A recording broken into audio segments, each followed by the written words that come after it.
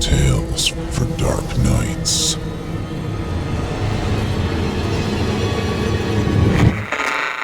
Want to make sure you never miss a Chilling Tales for Dark Nights video again?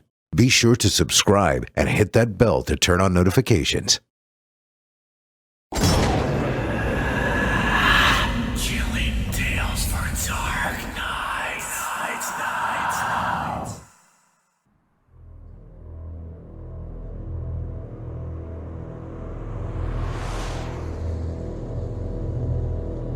A Truck Stop Horror by Joshua L. Hood. Narrated by Peter Bishop. Featuring Jesse Cornett, Brendan Hurlbert, Rebecca Peason, Sarianna Gregg, Otis Jiry, Jonathan Jones, Steve Taylor, Andrea Rose, and Joseph Gable. Original score, production and sound design by Jesse Cornett.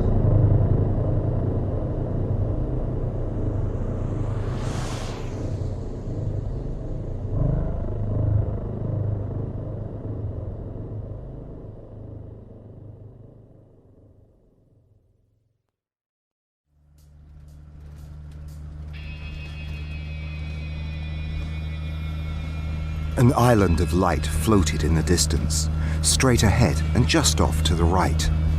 It flickered behind the trees, then sank below an invisible ridge as the LeBaron rattled down the hill in the dark. A single headlight stabbed into the night through ancient pines ahead of it. Paul eased off the gas a touch and let gravity do its part. On the last hill, he felt the splutter and lurch of a thirsty gas tank. He didn't know how many hills the car had left in it. The light island was glowing closer. Paul might make it yet.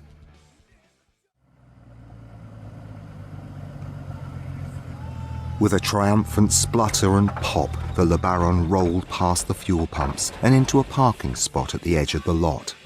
Paul had $8 in his pocket and didn't want to spend it all refueling the clunker before he got some coffee to refuel himself. Since the next town was over 80 miles away, he was aware that he might have to skip paying for gas altogether, which would be easier if he waited to fuel up until after he ate. It all depended on the price of coffee and some pecan pie. Gas was 92 cents a gallon here. It was always more expensive at these backwoods truck stops, and so was the coffee. $8 doesn't go as far as it used to, he lamented. Stepping out of the car, he felt like he was indeed on a floating island in the center of a black sea. The world beyond the orange floodlights had blinked into darkness when he pulled into the parking lot. Paul liked that. It made him feel safer when the unknown possibilities of the world were at bay. A smaller world was easier to handle, and from the island of light, the only sign of the feral wilderness surrounding him was the smell of trees and the creak of wood swaying in the breeze. Inside the cafe, everyone had been staring out the windows. They all jumped when the belled door cheerily announced Paul's entrance. Then they were all staring at him. Paul had been too self-absorbed to even notice the other cars in the parking lot. But there were half a dozen people inhabiting the single strip of vinyl booths. He stopped short, noting the quizzically horrified looks on their faces. He wondered briefly if he'd remembered to zip his fly. But, didn't you see? Stuttered one man, a baseball-cap trucker who looked like he should have had better command of his senses than he did. Didn't you see? He pointed out the window, and Paul realized that there was more confusion in his voice than fear, but only barely. Paul didn't look out into the parking lot where the man pointed. Most of the others had gone back to staring, but Paul was always a little paranoid of turning his back to a crowd, even a small one. I should call the police, said the waitress behind the counter. Yeah, I'm calling the police. Yeah, replied a large, greasy-aproned man, the only one who still hadn't looked away from Paul. Paul turned his back to the door to make as smooth an exit as possible. He didn't know if he had any warrants, but he never liked the sound of police. don't. The greasy apron said. Paul stopped. Look. He pointed out the window. Paul finally looked, cautiously, one hand still on the door. At first there was nothing. Dark night, glowing lights, dull grey concrete. Between the pumps, Greasy Apron said, and then Paul saw it. At first it was too obvious to be what it was. Then it became too obvious to be anything else. Like the human brain just has a way of knowing some things. It was all black except for a white hand sticking out at an odd angle. The crumpled heap of a human corpse lay smack in the center of the parking lot. Well, shit. Paul muttered, then asked in a shaky voice, What's that about? A pink-sweatered woman in a booth with a dopey-looking boyfriend answered. I don't know. I swear we were out there just 5 minutes ago and there was nothing. No one out there. Yeah, Said dopey boyfriend. we filled up at pump 3. There was nothing. Paul looked at their table. No food, but opened menus. They clearly hadn't been there much longer than he had, Should we go help? asked the pink-sweatered woman. Probably. Said Greasy Apron, but he didn't move to volunteer. A scraggly man shifted uncomfortably. Don't bother with it. The guy's dead, trust me. I know dead, and that's dead. He was wearing old army greens and had hair almost as greasy as the other guy's apron. Paul was too young for the draft, but he knew a Nam vet when he saw one. He didn't doubt the guy for a moment. The waitress's voice broke through the brief silence. They're on their way. A phone clicked as she hung it back on the wall. The police said to stay inside. That could be a while. Said Greasy Apron. We're a long ways out. Well, Paul said. not to sound crass, but I'd wait a lot better with coffee and a slice of pecan. The tapes! Shouted the waitress, a trace of hope in her voice. Oh, yeah. Said Greasy Apron. What tapes? Asked Pink Sweater. The waitress went bustling toward the kitchen. We just installed cameras. The security kind. We got one for each pump. So if someone tries to pump and dash, we get their license plate and the cops can catch them. Greasy Apron finished for her. Paul was suddenly very aware that he might have to skip the pie. All right, let's get a look at him then.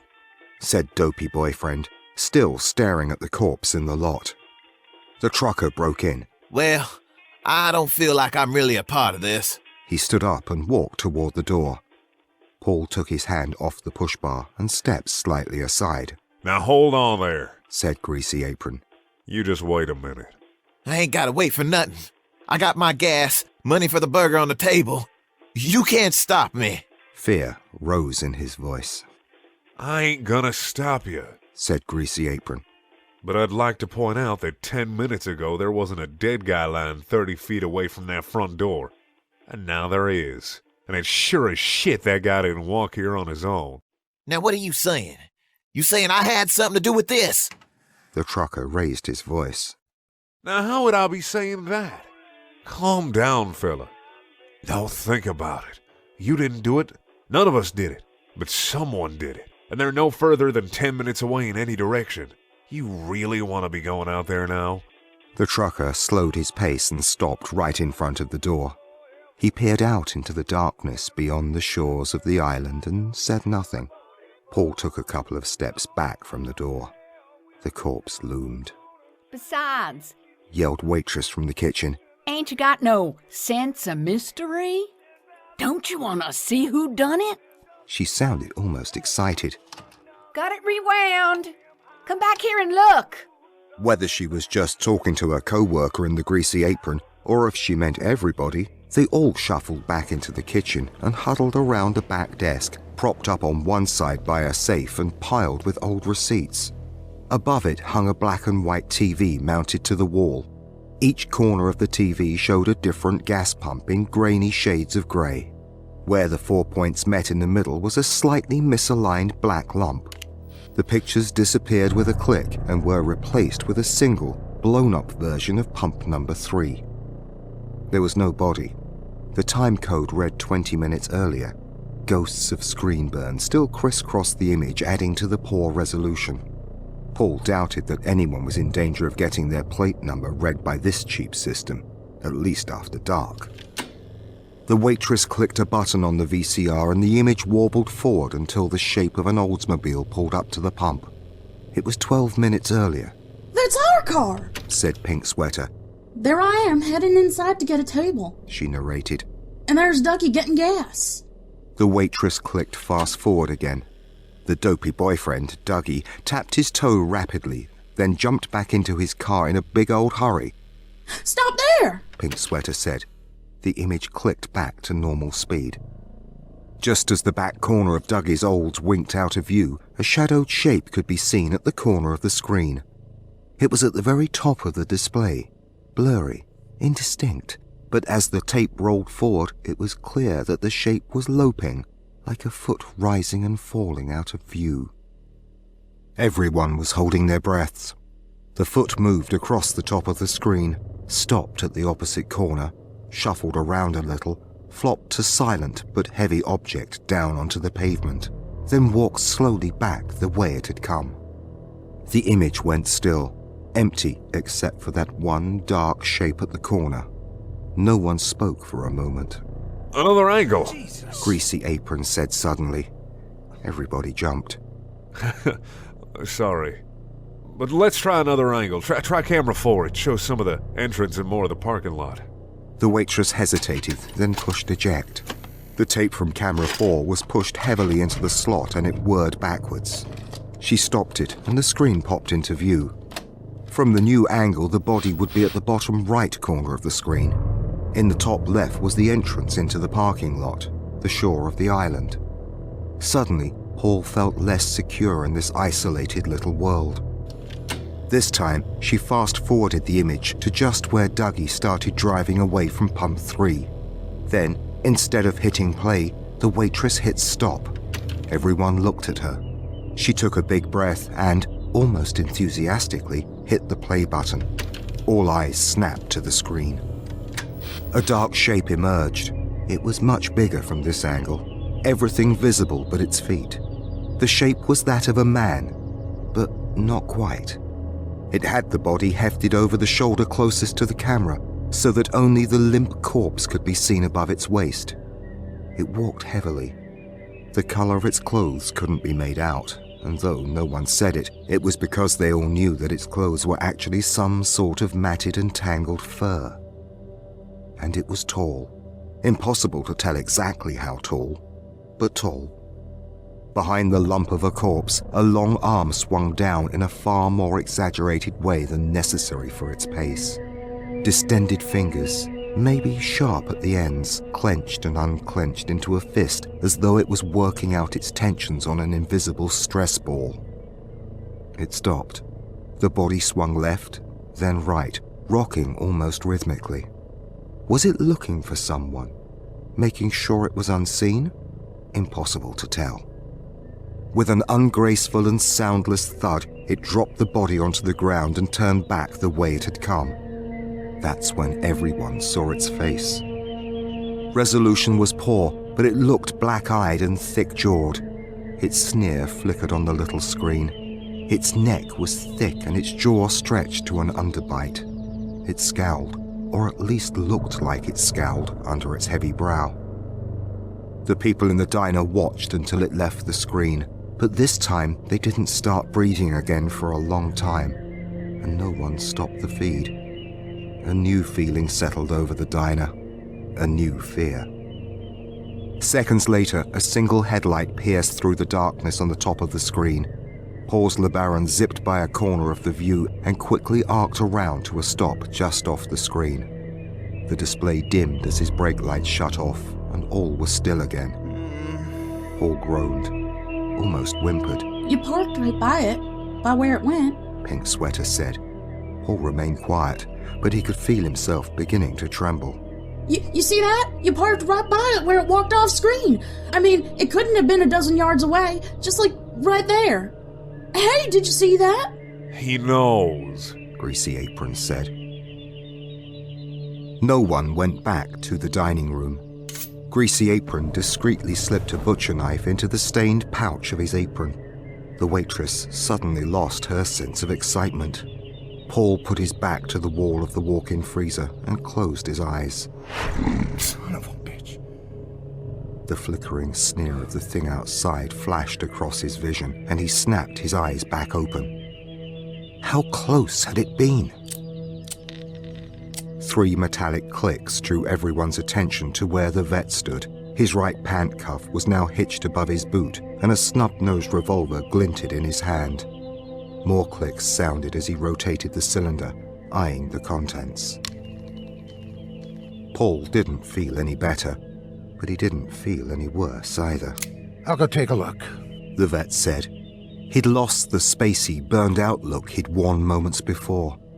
He seemed almost totally in control of himself, except that his unarmed hand trembled. I don't know if that's such a good idea, Greasy Apron said. just out to the dining room. We should lock the door if nothing else, replied the vet. Door? Said the waitress. That door is single pane glass. If that thing from the video wanted in, it wouldn't even be slowed down by locking the damn door.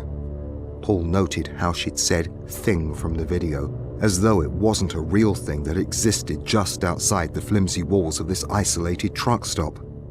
He couldn't begrudge her a bit of denial. Well, it couldn't hurt, the vet said. He slipped a dented flask from inside his army greens and took a long draw. The acrid scent of whiskey drifted past the congealed fat and dish soap smell of the kitchen. The vet swallowed and sighed, but his hand didn't stop shaking, and now Paul saw that his gun hand was twitching as well. Maybe we should just wait here for the cops, Paul said. The vet looked down at his hands and back at Paul. He'd noticed him staring. This ain't nothing. Just give the old magic some time to kick in. I'll be steady as a rock. He patted his coat, a semi-hollow thunk sounding from the flask inside. Paul shrugged.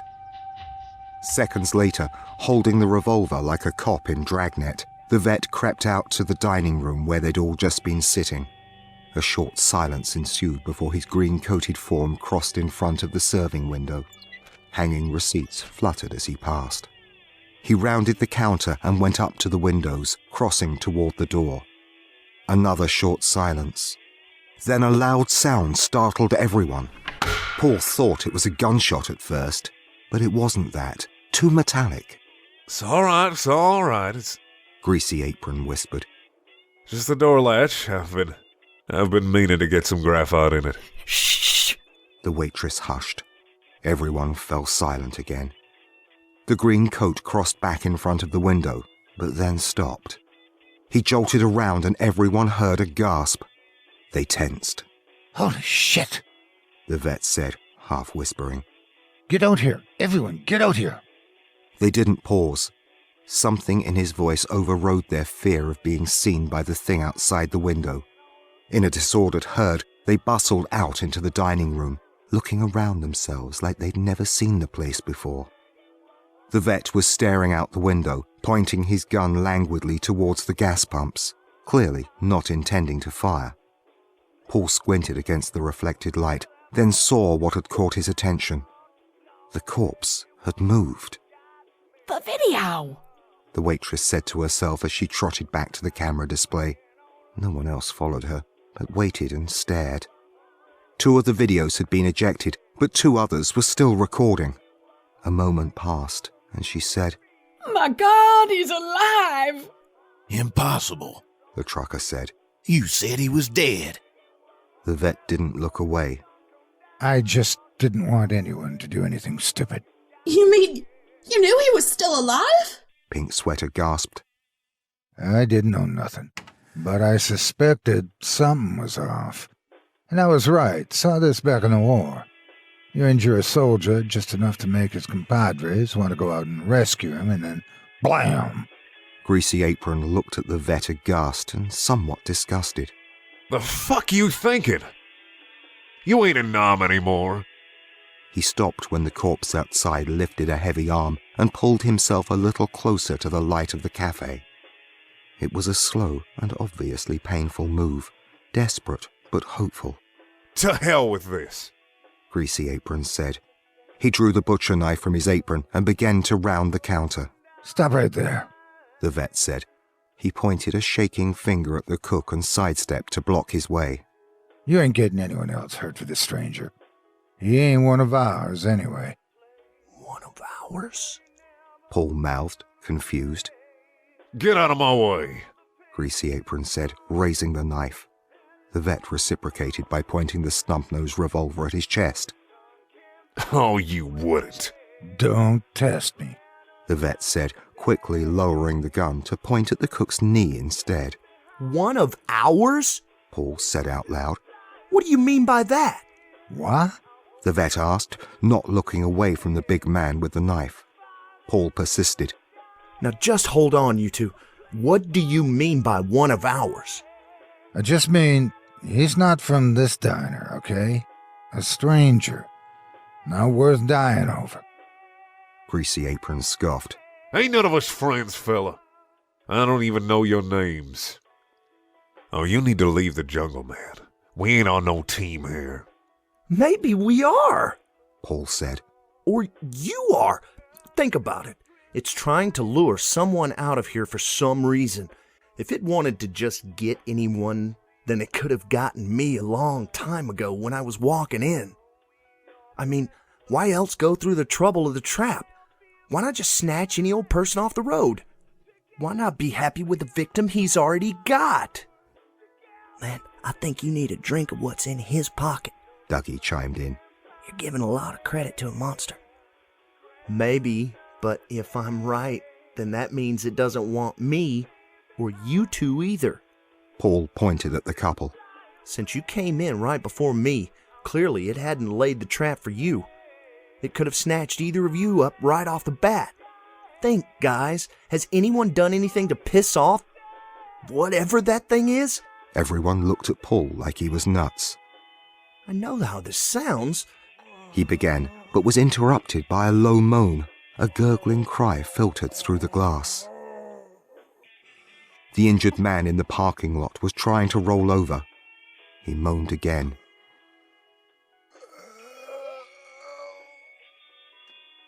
It sounded like help. Okay, fuck it, Paul continued. There's no time to figure this out. We've got to go out there. Like hell we do, said Dougie. Fine, then don't. But I'm rolling the dice here. I'm sure I'm right, Paul said. How sure? Asked Pink Sweater. Paul hesitated. And what if you're wrong? Paul thought for a second. Then I'll take that, he said, pointing to the gun. And I'll take that, Pink Sweater said, taking the knife gently from Greasy Apron's clenched fist. Honey, hold on. What are you... Dougie stammered. Well, he can't do it alone, she said uncertainly. That guy's dead weight. But baby... Shove it, Doug! Now, let's hurry before I lose my nerve. Right, Paul said. Let's go. He took the gun from the vet and walked on weak legs to the front door. Pink Sweater waved off Dougie's protest and pushed her way to Paul's side. The lock clicked loudly open. Together, they counted from 3 and opened the door. 3, 2, 1. Paul didn't remember the night being so cold, or so still. He remembered the sound of the trees creaking, swaying in the breeze beyond the shore of light cast by the gas station. Even that was gone now. He tightened his hold on the sweaty gun grips and moved forward.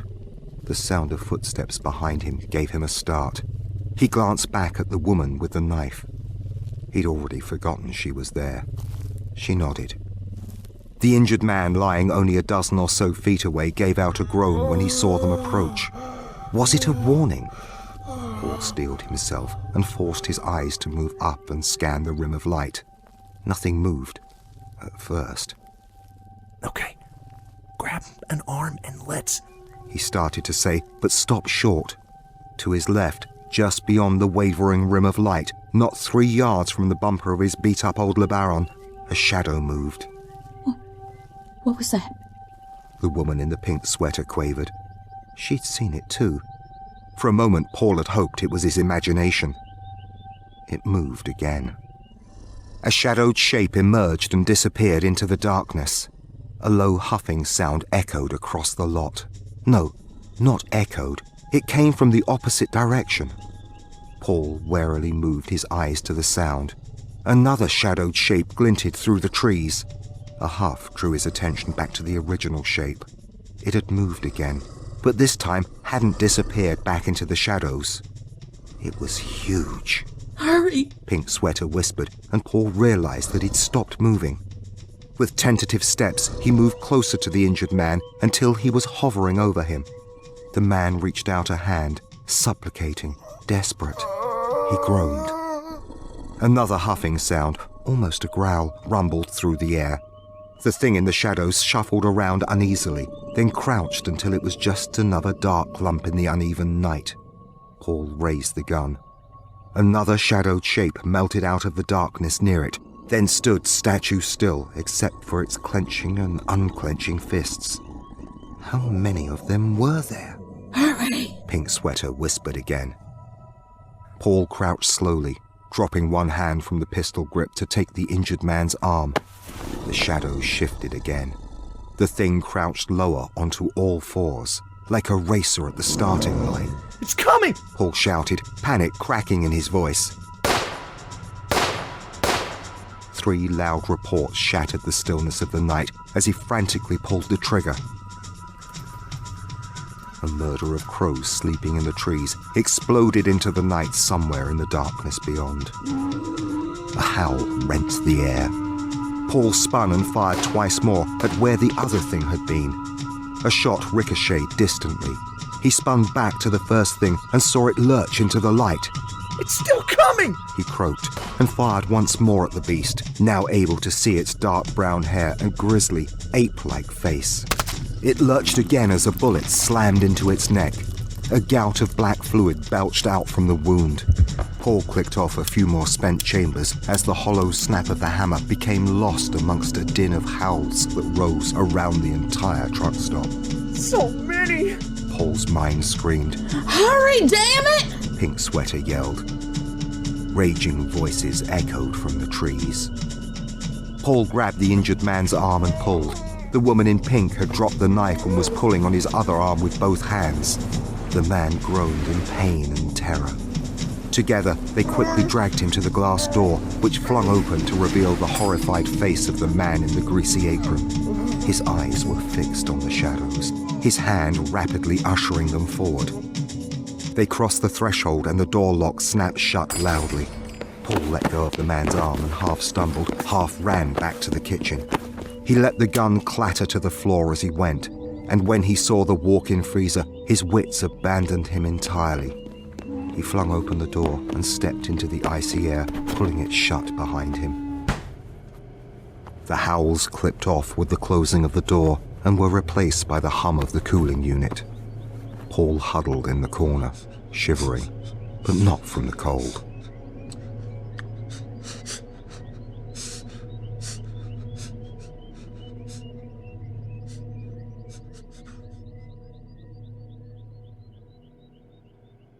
Police. A muffled voice said through the insulated door. I'm coming in real slow. Don't worry, sir. We've got it under control. Please step back from the door. Paul uncoiled the bent wire from the emergency release handle of the door, where he'd twisted it to keep those things out. He took a shivering step backwards, holding a pork loin over his head, ready to brain any furry, ape-like thing that crossed the threshold. Maybe it was a trap. Maybe it was one of those things. They'd been pounding and banging to get in for the last half hour. They'd even begun mimicking the voices of the other diner patrons, trying to get him to unlock the door so they could come in and get him. Maybe this was another trick, and... The door creaked open slowly. 2 men in blue uniforms stood with their hands out. One held a badge. Paul sighed and dropped the frozen chunk of meat. He nearly crumpled to the floor in exhaustion, but one officer caught him. He was ushered out into the diner, now glowing with the floodlights of a dozen squad cars. The other people from the diner were all sitting in the vinyl seats giving him acid stares. He realized that he'd half convinced himself that they'd been killed by the things while he locked himself in the freezer. Truth and shame slowly dawned on him. Sorry, he eked. They didn't reply. A gurney surrounded by paramedics was near the door. Paul looked over to see the injured man being strapped to it. He had his head up and was talking to one of the medics as she shone a bright light into his eyes. Paul walked over. There he is, The medic said, pointing to Paul. the man who pulled you to safety. Oh, The injured man said meekly, looking through glazed eyes. not him. It was the one who pulled me out. Just relax. You've had a concussion. The medic said dismissively. No, I need to see him. Said the man. He looked over at Paul. Did you see him? Where is he? He saved my life. The injured man cringed with effort. His head dropped back on the pillow as the sedative took effect. A young officer sidled up to the cop standing behind Paul and said in hushed tones, Sir, we found the wreck about a mile up the road. It looks like a slide-off, pretty well hidden in the underbrush. Probably wouldn't have even found it if he hadn't told us where it was. All right, rookie. Get a wrecker out there. Lucky bastard would have died out there if someone hadn't come along. Someone? Paul echoed. Yeah, someone. Says a big man helped him out of the car, brought him here. Don't know nothing about that, would you? What? Thought so. What about those things? Paul asked. Whatever you shot. Left a bloody patch over by that car, The cop replied. We've seen the tapes. Don't really know what to tell you on that. But A voice sounded from one of the vinyl booths. It was the man in the apron. they took the dead one after you valiantly hid yourself in our freezer. Then they left. We tried to tell you. He paused, then added sympathetically. I think they saved his life. Paul scowled. A wave of sudden realization flooded over him, followed by guilt. He pushed it away and sat down on a swivel stool at the counter. Shit. He sighed. I think I could use that coffee now.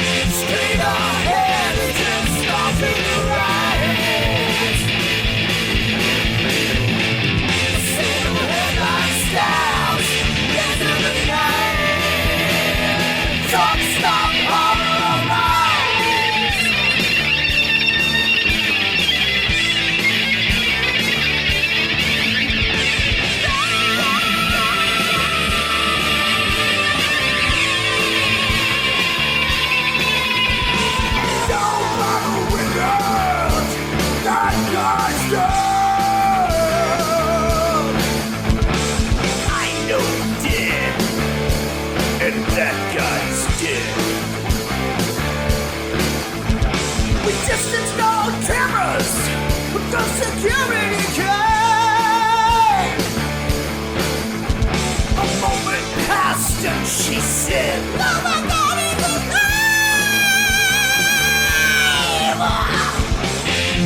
More in the distance, floating out in the light.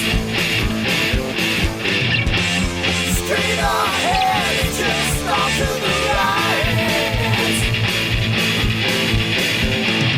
Single headline styles, into the night. Talk, stop, holler.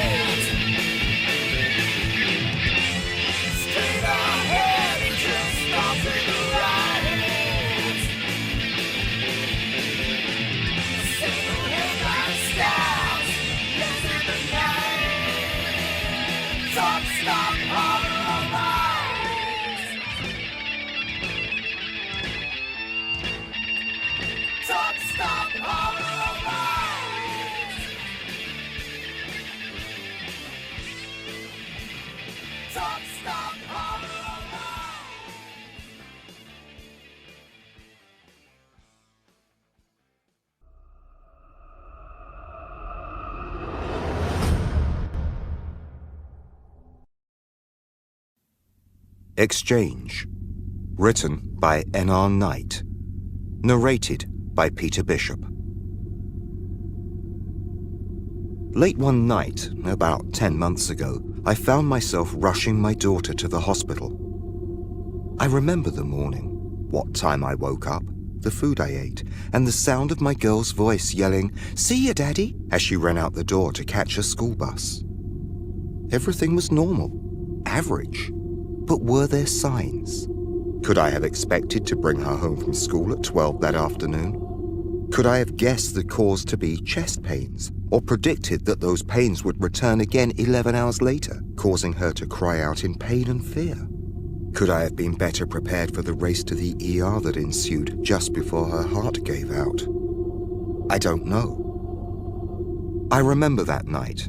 The heavy rain pounding against my car, creating a slick sheen on the streets that made driving over 40 impossible. The images of street lamps and traffic lights bleeding into one another on my windshield.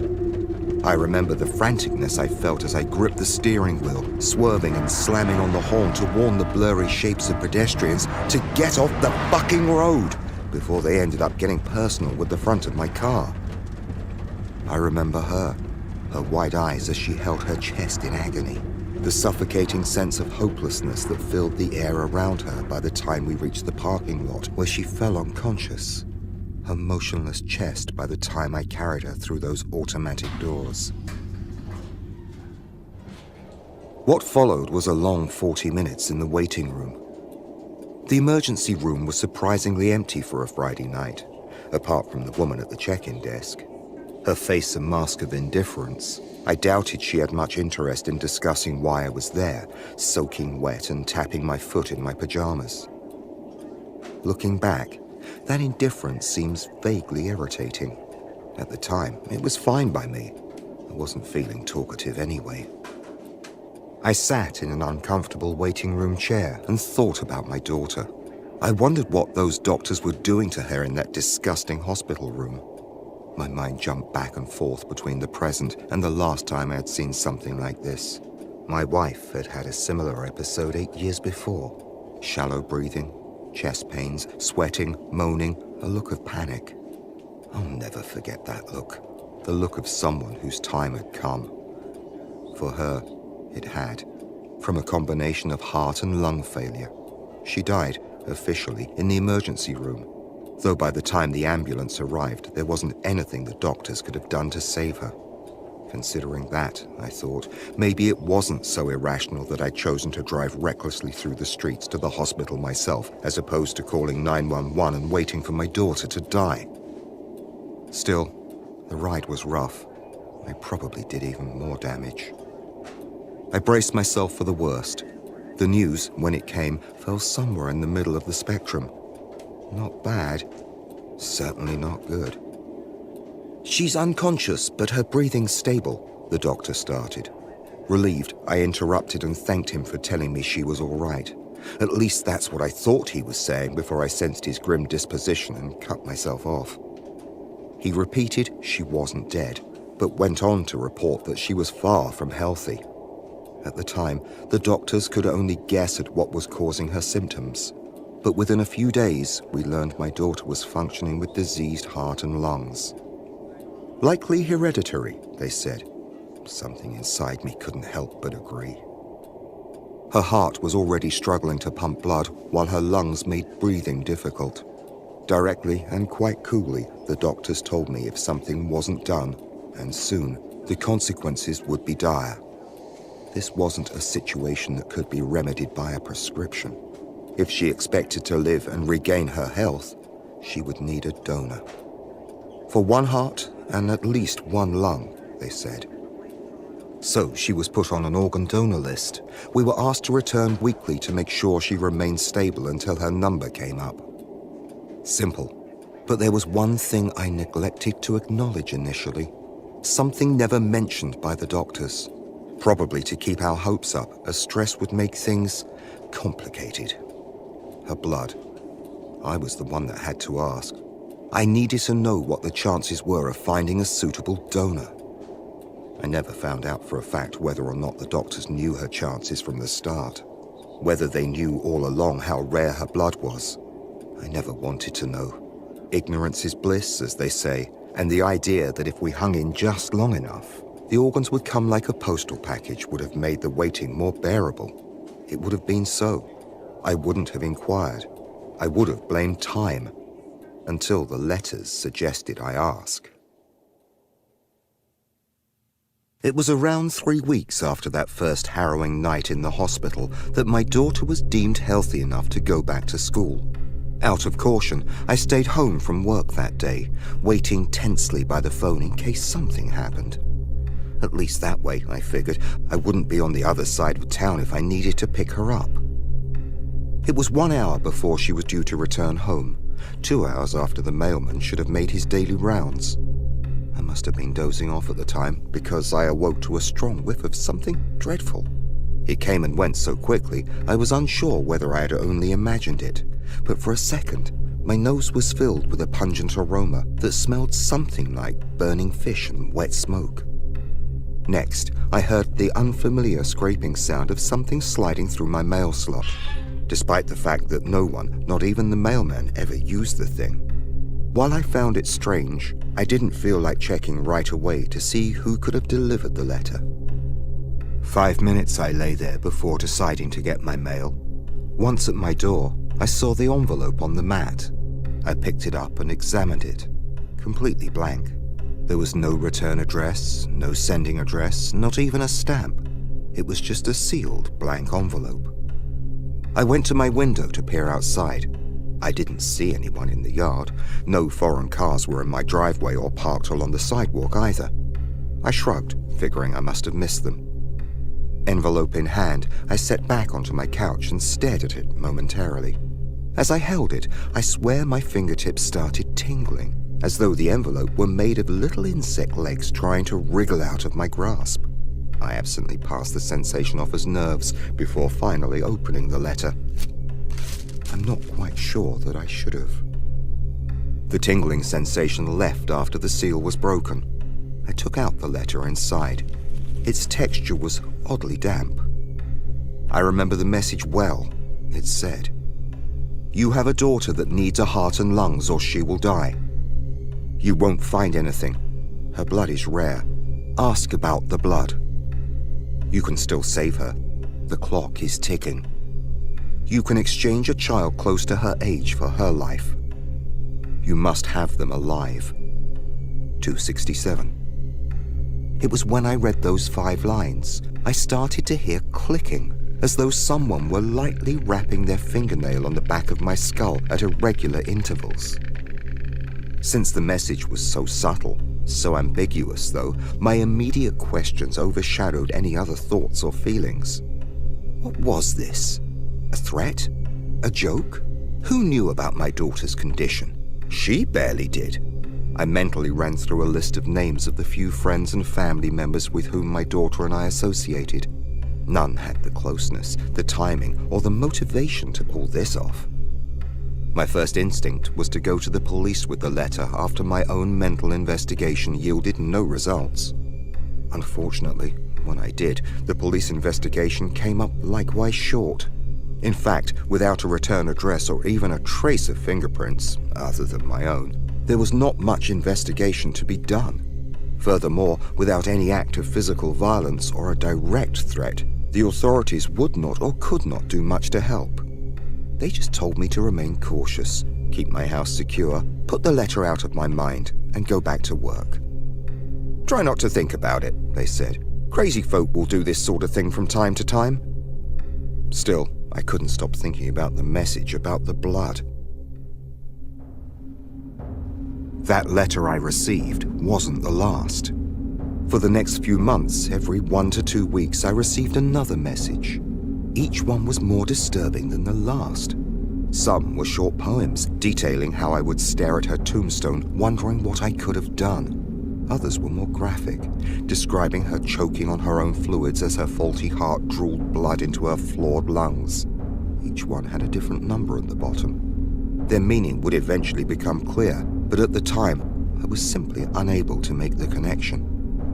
The worst part of the whole ordeal had to be the clicking. With every word from those letters, the clicks became louder and louder. When I neglected to read a new one, the clicks would spike in volume and frequency until I did, giving me terrible headaches from which no painkillers or earplugs could save me. I heard clicks when people talked, at work, on the radio. I couldn't even enjoy dinner with my daughter anymore.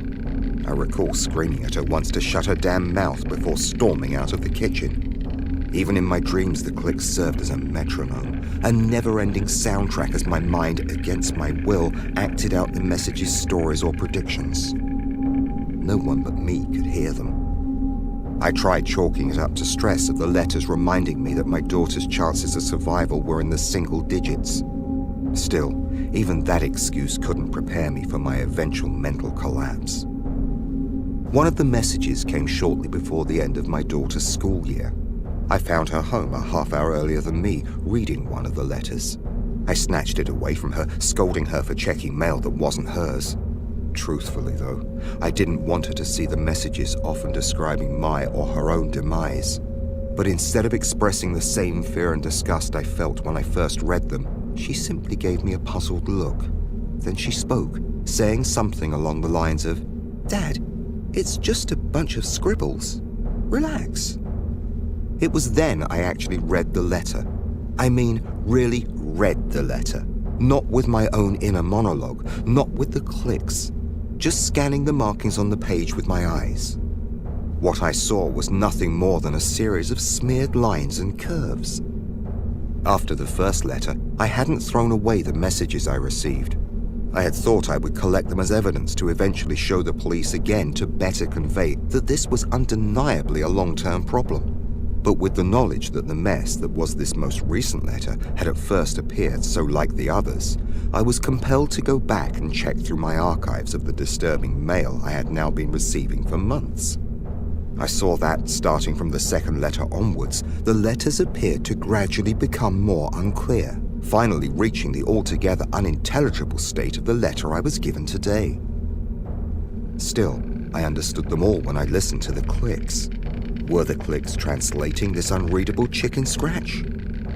I couldn't go back into work thinking about that.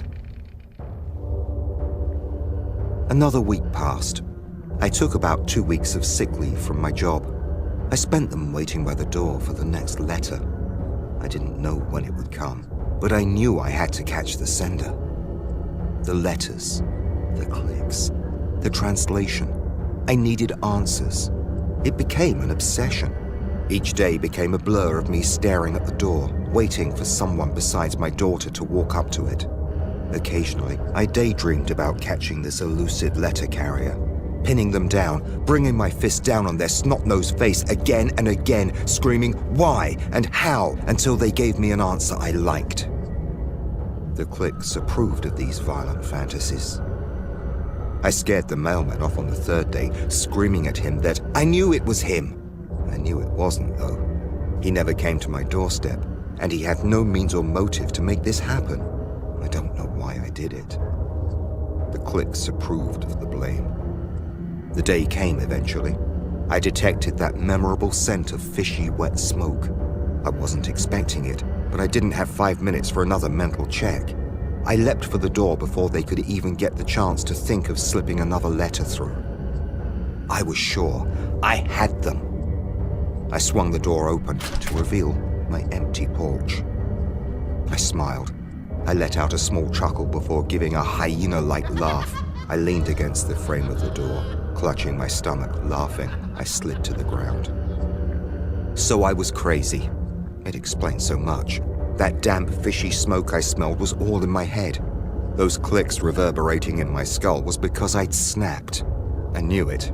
I did. I called out to imaginary men in white, telling them to stick me in a straitjacket right then and there because I had lost my mind.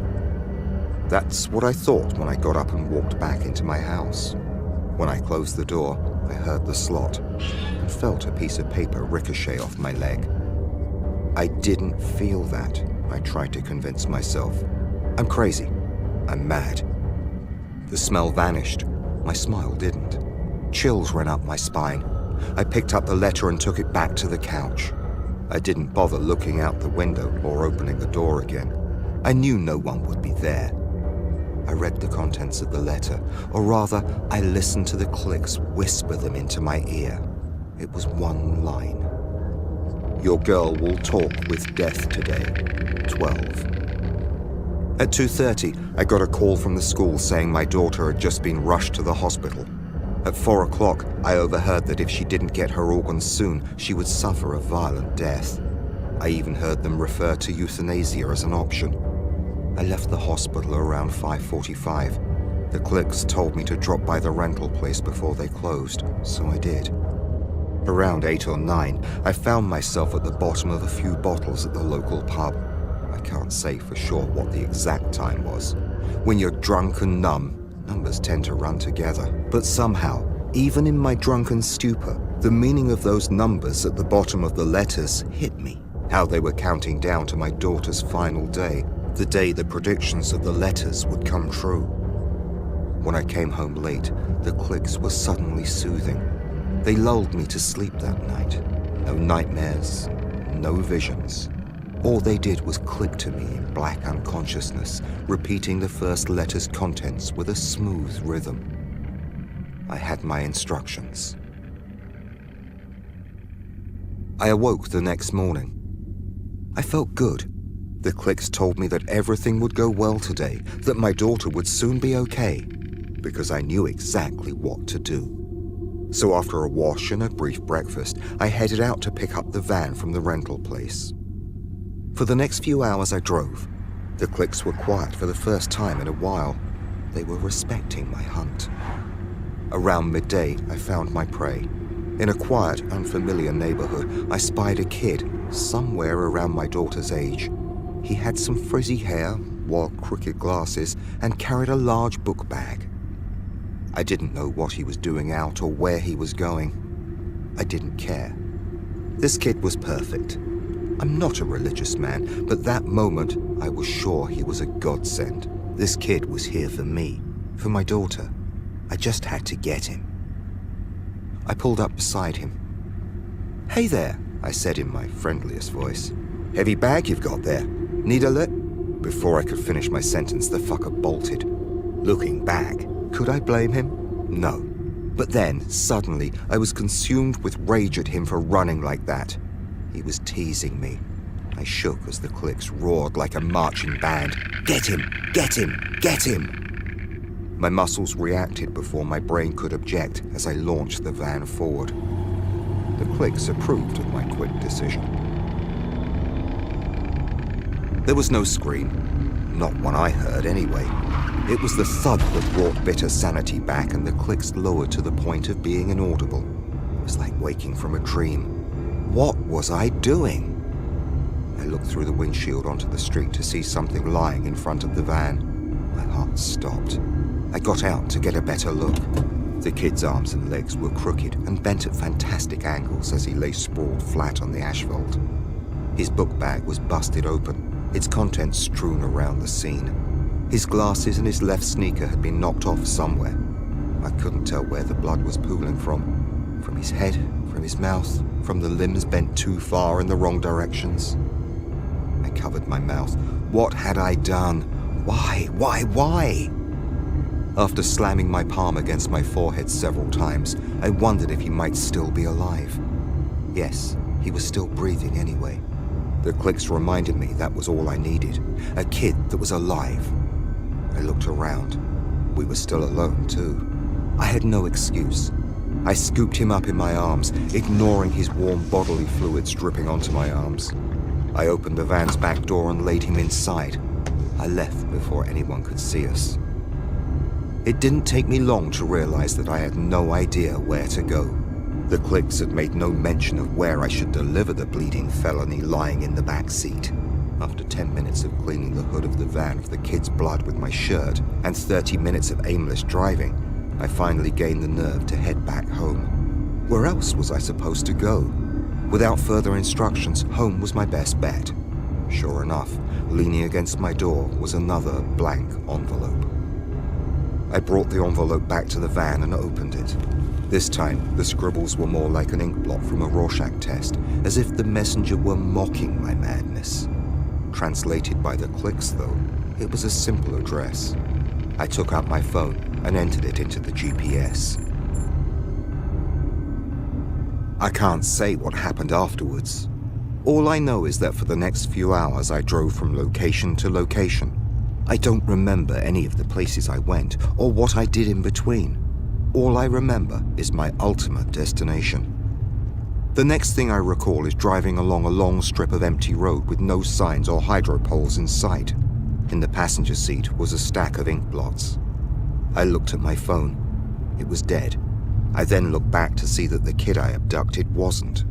It looked like I had bandaged him at some point to stop the bleeding. He was quiet, so he must have still been unconscious. Or maybe I knocked him out again. I don't know. After looking at him and then at the road, I finally started to feel guilty.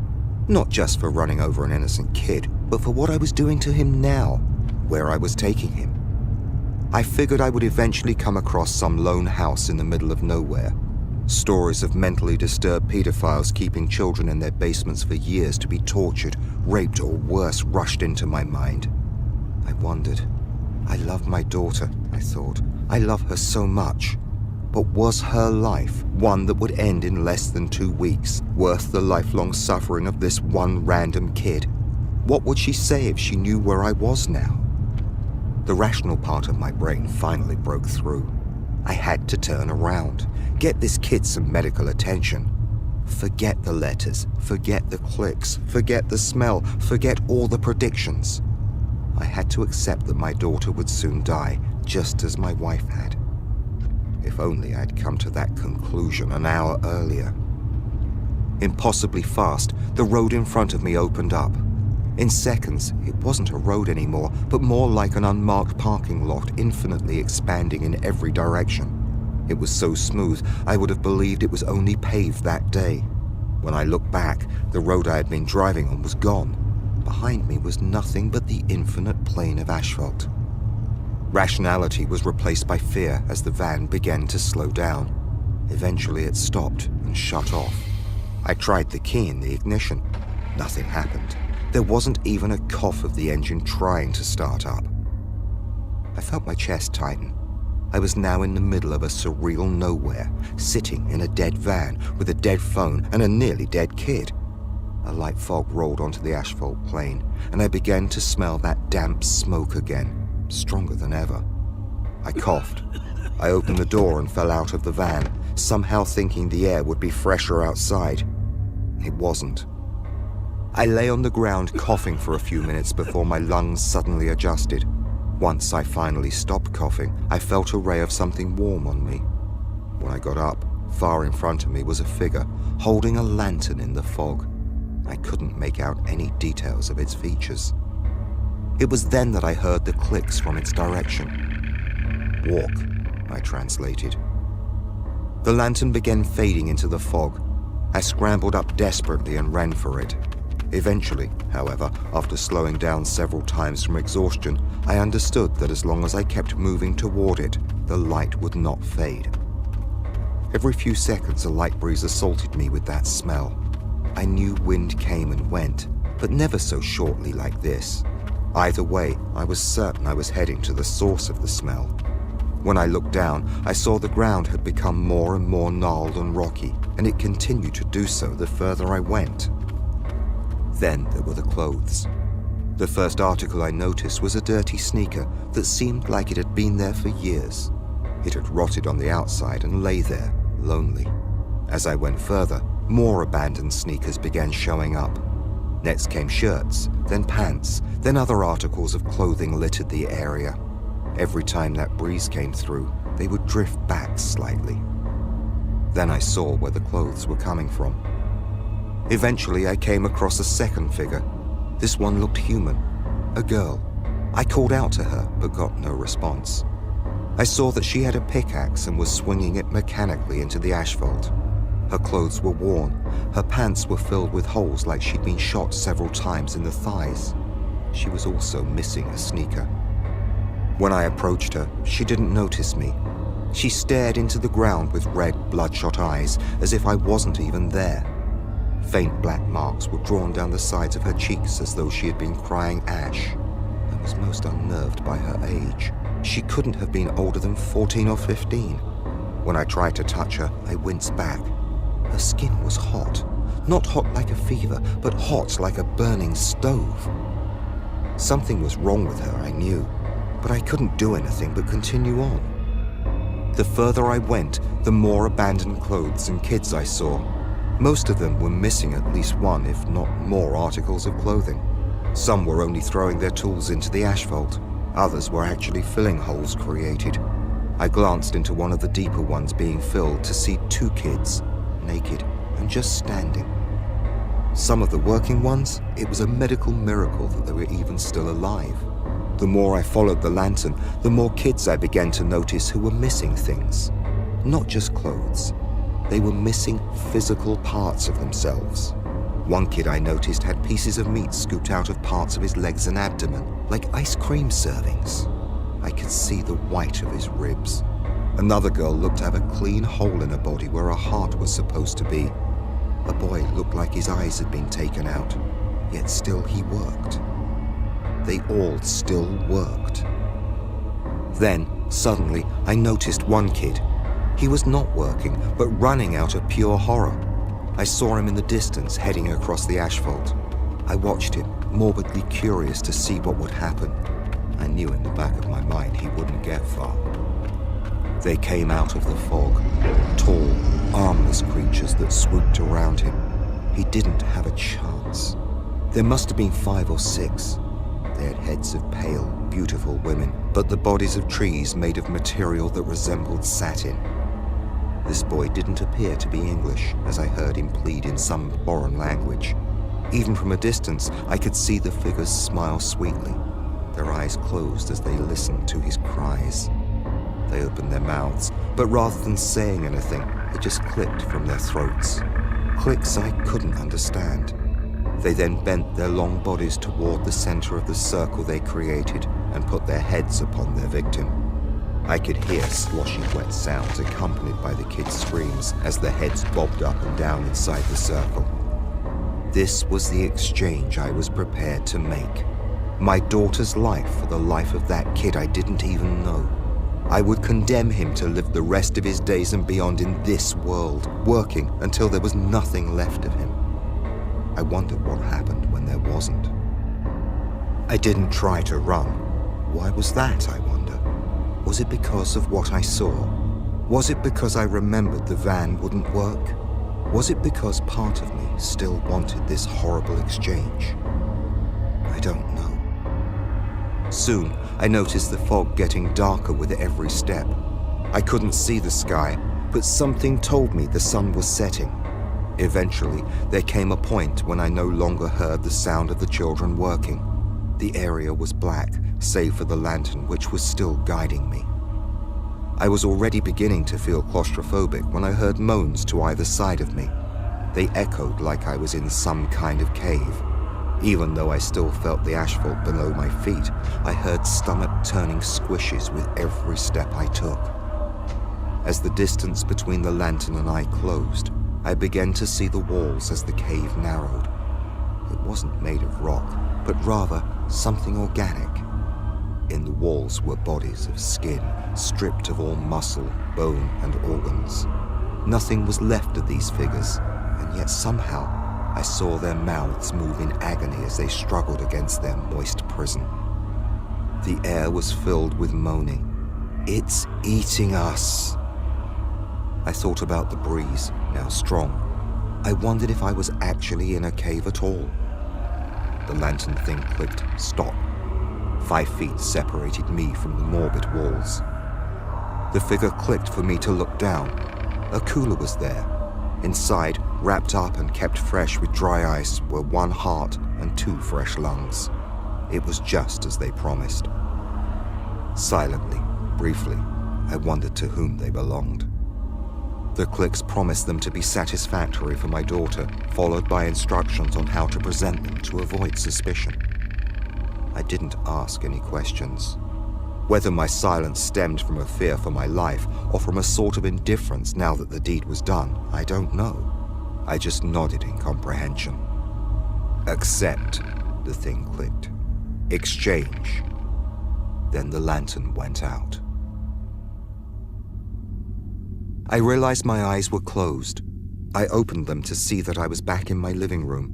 The lights were out and it was dark outside. I looked down and felt the cooler on my lap. After setting the cooler off to the side, I went upstairs and got all of the letters together. The clicks didn't come back to translate them this time. I took them to the backyard and started a fire in the fire pit. I spent the hours until sunrise slowly tossing each letter and envelope into the fire, one by one. Once everything was done, I had no proof of my encounter with that place. There was likewise no evidence pointing toward me for the disappearance of that kid. My phone and the addresses were gone for good as I left both in the van. The van itself mysteriously returned to the rental lot in immaculate condition. I silently gave the organs I received from a deceased family member to the hospital for my daughter's operation. I had no evidence to prove my story. All I could do was try my best to accept what happened and move on. The surgery was a success. Months passed and my daughter went back to school. I eventually managed to go back to work. I still had nightmares of that place. It was torture knowing that no one would ever find the corpse of the boy for whose death I was responsible. They say that what goes around comes around, that karma's a bitch and always bites back. Whoever said that was right, because karma bit hard yesterday. I came home to find my daughter gone. At my doormat was an envelope. When I picked it up, it didn't tingle. I opened it and found typed, "I'm sorry. I had to. You should understand." My daughter didn't come home that evening. Since then, I've been sitting here, documenting this. When I started recounting my story, I wasn't sure what the account would ultimately be. A confession? No one would believe me. My suicide note? If my daughter was in that place, indefinitely, deathlessly, who would I be to take the easy way out while she suffered like that? I didn't know why or for whom I was compelled to write this down. I still don't know. But now, the smell is back. The clicks are whispering in my ear. They tell me they have her. They tell me I can save her. They promise to help me get her back in perfect condition or better. But only after I make a few more exchanges.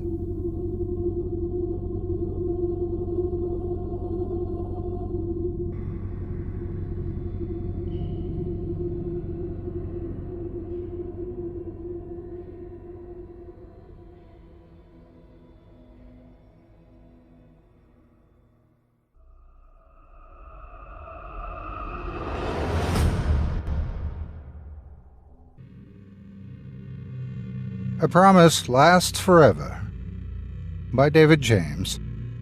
Narrated by Otis Jiry. Produced and original score by Jesse Cornett.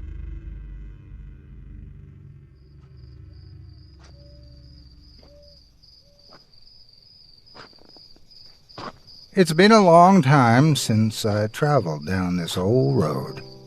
Hell, it's been a long time since I even came home at all. I knew I'd have to one day, though. I've known this day would come for a long time. After all, I'd promised I'd do this, and I've been many things in my day, but a liar is not one of them. I can still remember going up and down this road on my bike as a child with all my friends. We'd ride to the river that was only a few miles away, and spend the entire day laughing, swimming, and just cutting up for the most part. Just before sunset, we'd usually flag someone down and hitch a ride home. Things were different then. You could stop a stranger in a pickup, throw your bike in the back, and he'd take you as far as you needed to go, so long as it was on the way or wherever he was headed. Actually, this road runs through most of the town, so no matter where you were going, it was probably on a person's way. Like I said, though, times were different back then. Simpler and more innocent. And then one day, they just weren't. I guess it's funny how change sneaks up on you that way, ain't it? I'll never forget the last day we all made that trip together. It started out as just a beautiful day as you could imagine. The sun came out early, and as soon as it did, the neighborhood kids started gathering down at the cul-de-sac. That was sort of our meeting place, where we would wait for everyone to show up and see who wanted to head out toward the river. None of us in this little town were what you would call wealthy, so our entertainment was what we made it, and that river was pretty much our playground. Just as he always had before, my little brother Kevin begged and pleaded with me to take him with us that morning, but as usual, I told him no. There was no way he'd be able to make the ride, and even if he did, I wasn't going to watch him the whole time we were there. I argued with him for a little while, but when it was done, I got my things together, grabbed a bite to eat, and headed down to the circle to catch up with everyone. The whole gang was already there, and even a few more kids from the adjoining neighborhood that I didn't know. We sat around and poked fun at each other for a bit until eventually someone asked if we were going to gossip like little girls all day or get going already. The few girls that already were there didn't take offense. People just didn't get offended over little stuff like that back then. Instead, they agreed by poking fun at the boys too, and soon after we hit the road. It was a hot ride, and the sun was beating down hard. Passing pasture after pasture, we climbed one hill and coasted down the next, trying to catch a breeze and cool down. We jumped over the occasional driveway here and there on our bikes and raced from one road sign to the next, mostly to show off in front of the girls.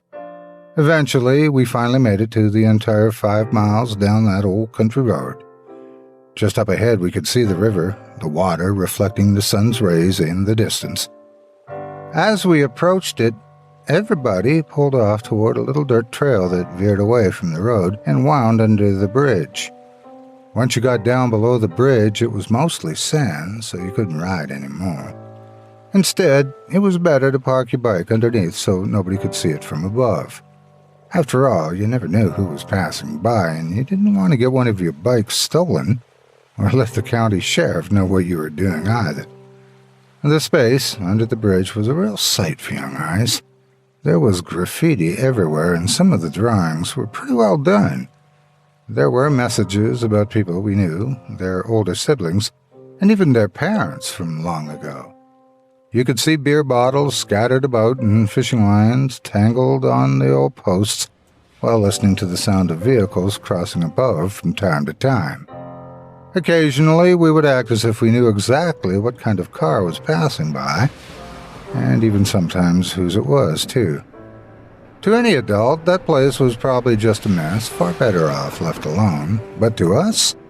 Well, to us, it was a whole new world, where even an empty beer bottle was worth picking up and giving a look. I had managed to stock my tackle box quite well with all the old lures I found dangling about as well. After hiding our bikes well underneath and taking a moment to snack on whatever people had brought along, we made our way toward the river. The water was a little too rapid under the bridge, but there was a place not too far away where it was just right. Following the trail, you'd enter a small patch of woods, and the river snaked around a few times. After a short trek, you'd come to a good clearing and a sandy beach that was quite secluded, and far enough from the road that you could still hear it without being seen yourself. This was our spot, and was probably the spot for many before us as well. You could relax on the sand or step right down into an area deep and calm enough to be safe.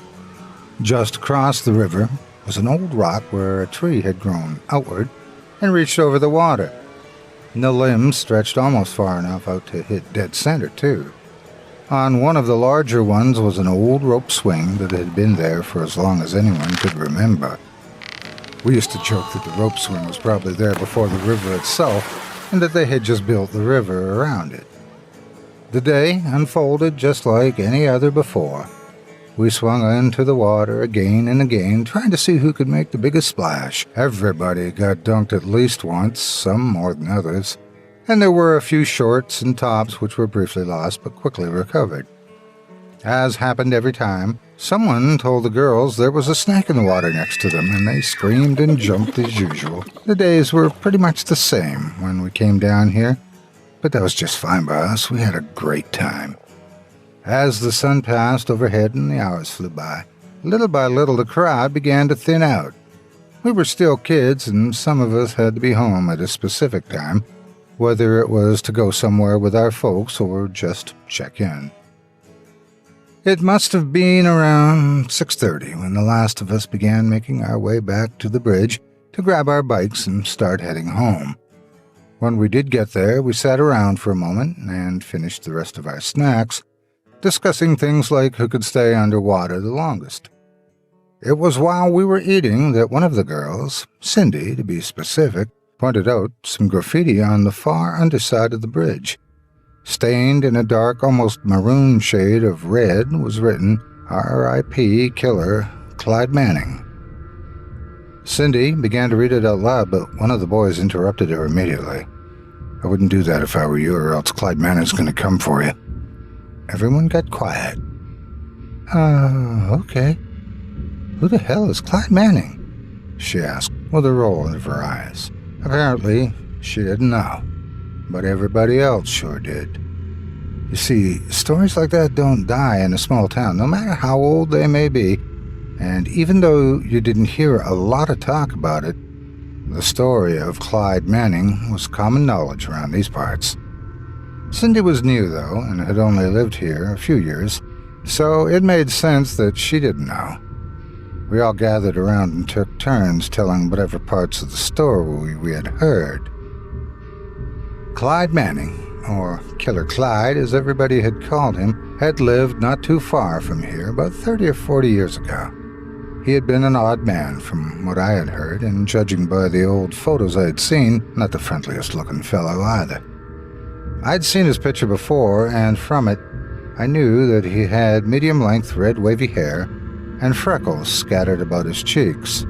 His face appeared to be sunken in, and his body was tall and lanky. He looked bony, almost like one of those girls you'd see in a magazine who hadn't eaten for years. Clyde had lived in an old shed right outside of his parents' farm and kept mostly to himself. Sometimes he would drive around town in an old pickup truck that belonged to his pa. Clyde had worked at a neighboring farm a few miles down the road, and occasionally people would see him walking back and forth in the morning, going to and from work on the days he didn't have the truck. To this day, folks still tell tales of how creepy he looked, just strolling down the old road. Around the time Clyde was working that farm, people began to go missing. Sometimes it would be somebody's wife that appeared to have left an abandoned car on the side of the road with a flat tire. Other times it could be a stranger that was just passing through town. Either way, people just disappeared, and always seemed to be on that same road when they did. There was a brief investigation regarding each missing person, but in those days you couldn't do much without a body. As far as the police knew, these folks could have just up and left on their own. Heck, who knew if the so-called passers-by were even here at all? One night, though, all that changed, and they began taking the claims seriously. The sheriff's son had been on his way to a girlfriend's house when something must have happened to his car. It was found abandoned about a mile before her house by one of the county deputies. Usually that wouldn't be of concern to anyone, but with all the recent excitement and rumors of missing people, there was a search party formed immediately. They combed the woods, looked down by the river, checked with all of his friends, but there was nothing. Nobody had any idea where he was. After knocking on doors and asking whoever answered if they'd seen anything at all, a common story began to unfold. Although nobody had seen the sheriff's son, they had all seen Clyde Manning riding up and down that road. After hearing that more than a few times, you can believe that it didn't take long before the police began to wonder if just maybe this supposed killer they'd been investigating had actually been right here all along.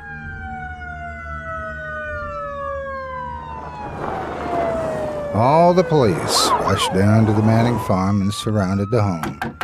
Clyde Manning, come out with your hands up! Come on out! Banging on the doors, they began shouting that they were there for Clyde and to send him out immediately. His parents came outside to see what the police needed Clyde for, but they claimed to have no idea where he was. The police had all assumed he lived in the main house with his parents, but he didn't. He had been staying in that little shed out back for a long time. When Clyde saw all the police surrounding the farm from his shed out back, he crept out to his father's truck and was able to escape unnoticed. He jumped in the old pickup and began his getaway. That drew attention, though. The police could see that old truck barreling down the drive with a cloud of dust surrounding it that could probably have been seen from a mile away. It was probably only a minute or two before there were 6 or 7 cruisers right on his tail. The police were all around Clyde as they began pushing and bumping the truck, trying to force it from the road. Clyde made it about a mile or so, trying to fend off the convoy of cruisers around him, before he came up on the bridge. Now, this bridge isn't a big one, and it's hard enough for 2 cars to cross it at the same time, much less have 7 or 8 of them playing derby on it.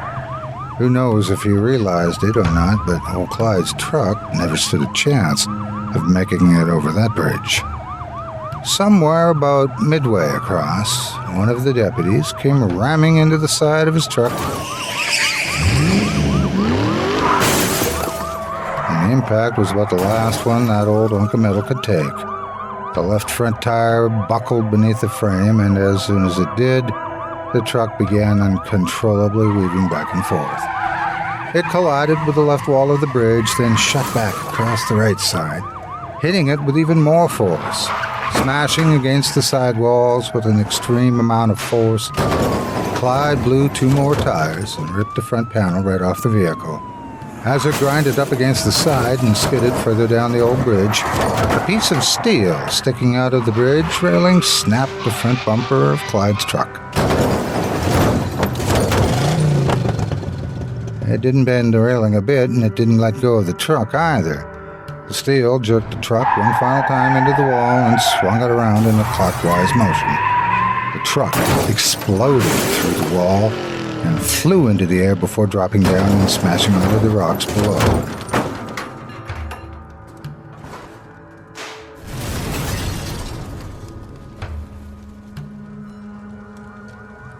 When the police finally got down there, it was a horrific scene.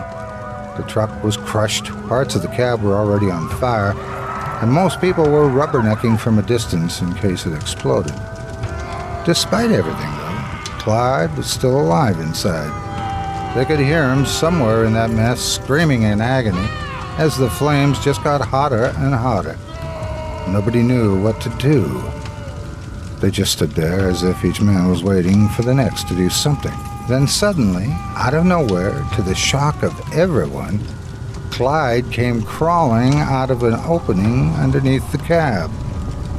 Jaws dropped as the crowd witnessed Clyde emerge from a pile of steel and flames. They all assumed he couldn't get out, but there he was. His face had been cut up on one side, and his arms were horribly burned. Blood dripped profusely from the side of his head, and he lurched and staggered as he tried to stand up. When he did, he began mumbling something as he approached the officers who were still standing there, gaping in both amazement and fear. Before he could reach them, though, one of the officers drew his gun and fired, hitting Clyde square in the chest. As soon as he did, every officer followed suit.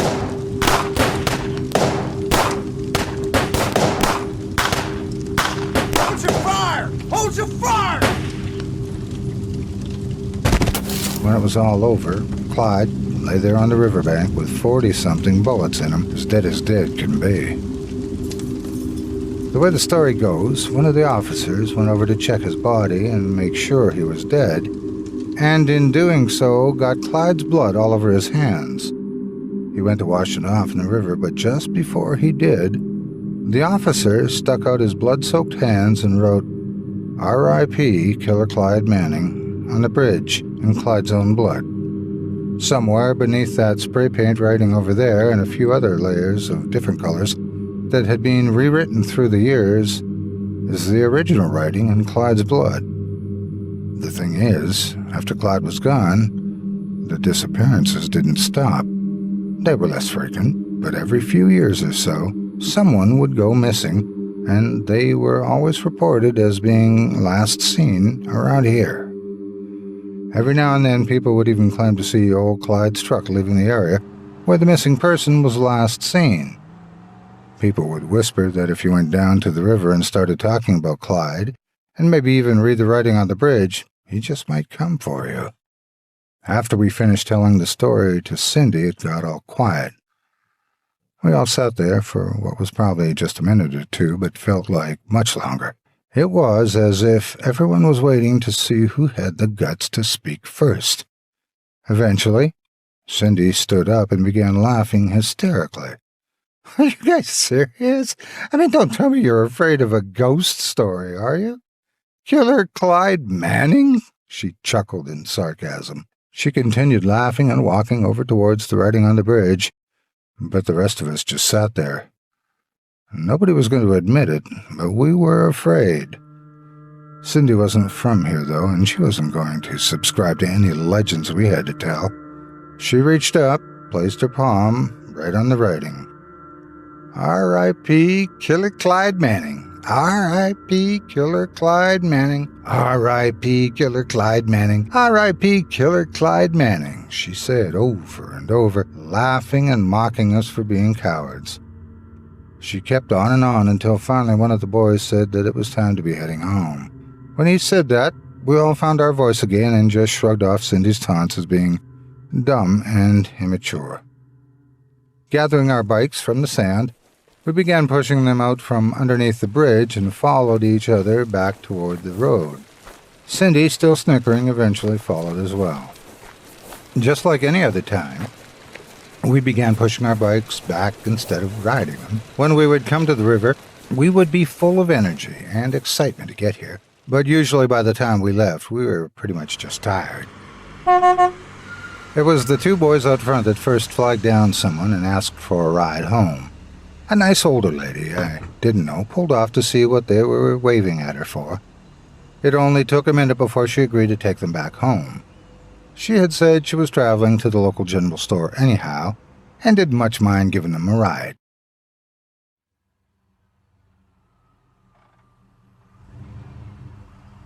Next, two more of us, a boy and a girl, were able to get a ride from someone that was delivering a trailer full of hay. He told them that he'd give them a ride as long as they didn't mind sitting in the back with the hay. They didn't mind, they preferred it actually, and just like that, they were gone as well. At the beginning of the day, there must have been about 20 of us, but now our ranks had dwindled down to 3. It was just me, Cindy, and Tommy, who lived just a couple doors down from me. Cindy suggested we flag down a car too, but Tommy and I thought maybe we'd want to race up another hill before we did. Eventually, we all agreed that we'd do one more race, all 3 of us, and then flag down a ride when we were done. Soon after reaching this consensus, the race began. We took off quickly, and I passed Tommy within a few seconds. Cindy and I were next to each other, going back and forth as one of us would get ahead for a few seconds, only to go glance back and see the other closing the gap again. Pedaling as quickly as we could, we got closer and closer to the sign on top of the hill. Eventually, I pulled ahead for the last time. It took everything I had, but there was no way I was going to let a girl beat me. I'd never hear the end of that one. I stopped on top of the hill, and she caught up shortly thereafter. We both rested to try and catch our breath. In the distance, you could see the road as it began to flatten out for a couple of miles ahead. There wasn't much to look at except for empty pastures. Even most of the cows had retired to their barns for the night by now. Behind us, I saw Tommy, who was off to the side trying to fix something on his bike. "Looks like his chain popped off," Cindy said. She was right. From what I could see, he looked to be trying to get it back on as he pushed slowly, holding the side of the cranks. Glancing down the road ahead, I could see there wasn't anyone coming, so I told Cindy just to wait there, and I'd go help Tommy. When we both got back, we could try our luck finding someone to give us a lift. I coasted back down to meet Tommy. He was still tugging on the chain and cursing up a storm as if the sheer force of his frustration could somehow make it pop back on. We spent a few minutes working at it together before we finally got it back in place and started making our way towards Cindy again. From what we could tell, she was still up there waiting for a car to pass by. Just then, Tommy pointed something out. Cindy was walking up the road as if someone was approaching. We both stopped, cupping our eyes to try and see through the glare, and as we paused a minute, we could see somebody pull up. "She's not going to leave us, is she?" Tommy shouted as we both began rushing toward the top of the hill. We were almost there when we saw something that made us both stop dead in our tracks. We watched motionless as an old gray truck pulled up to Cindy and stopped in the center of the road. Cindy looked into the truck and just stood still. Even from our position down the road, we both noticed the look of pure horror that spread across her face.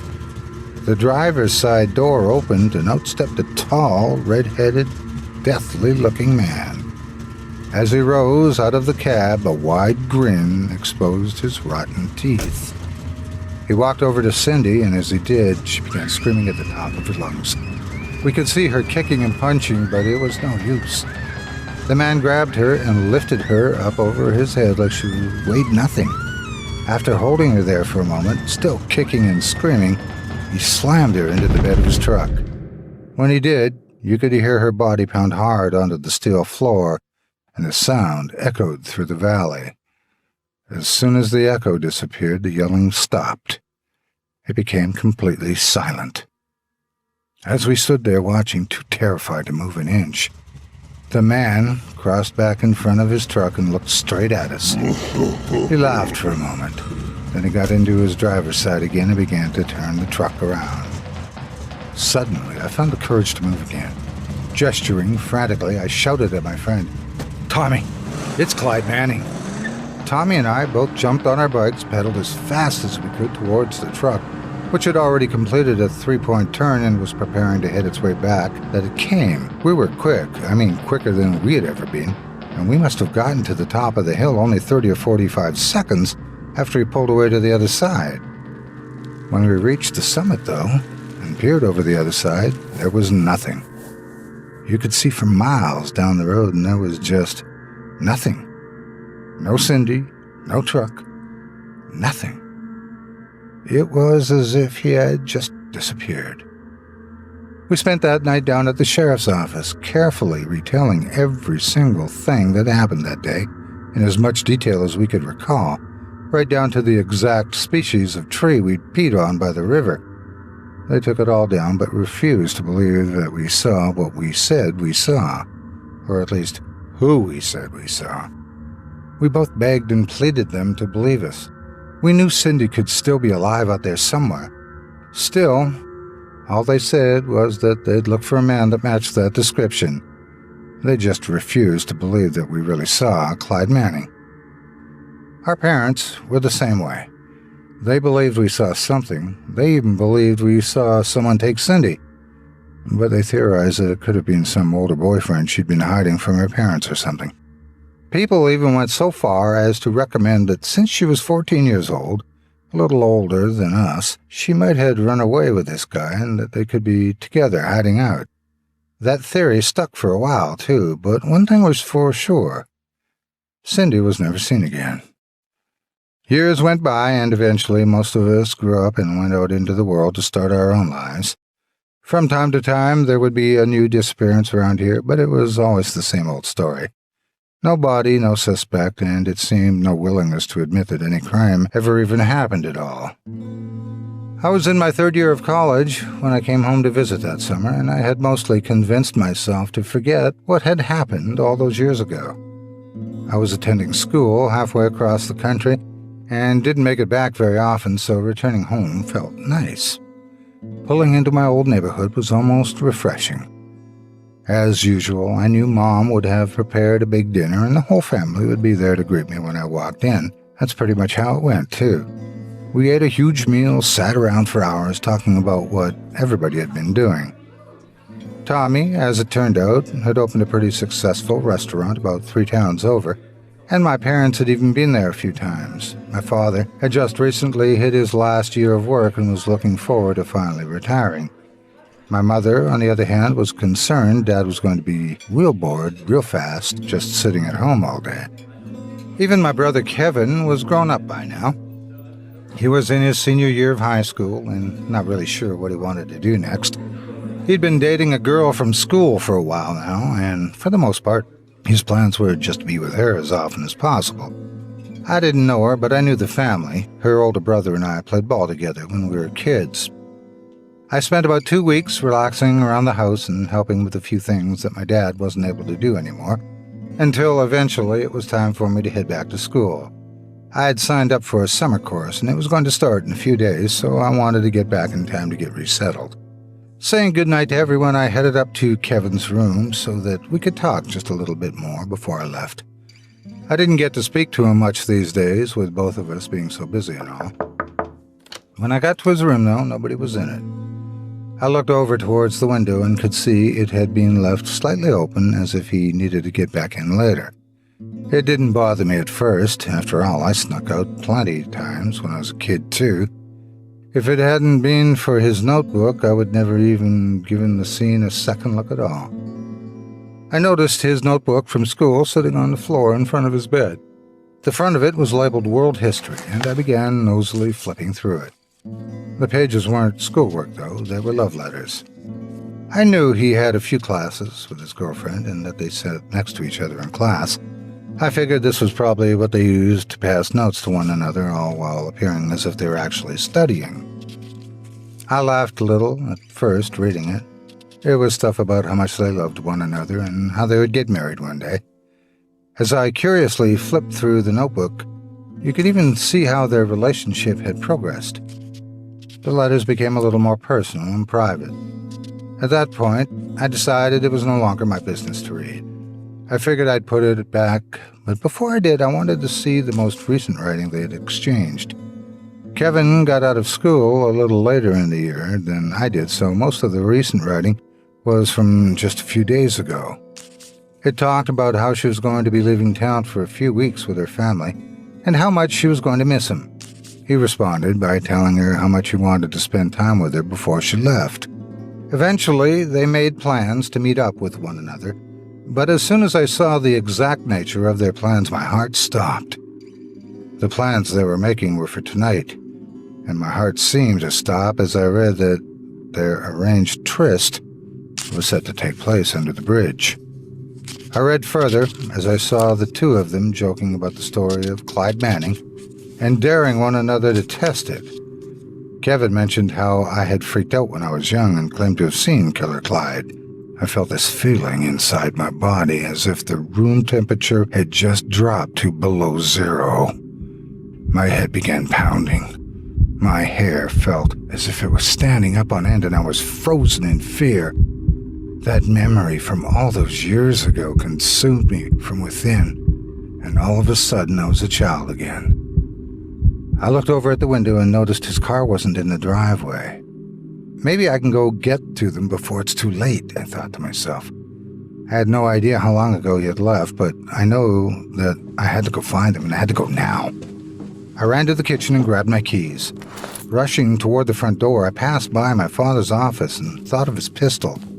He had always kept it there for protection, and I couldn't think of a situation in which protection might be more important than the one in the middle of which my brother and his girlfriend had placed themselves. Pulling every drawer out of the desk, I eventually found it. The gun had already been loaded, so I tucked it into the backside of my belt, ran to my car, backed out of the driveway, and headed in the direction of the bridge.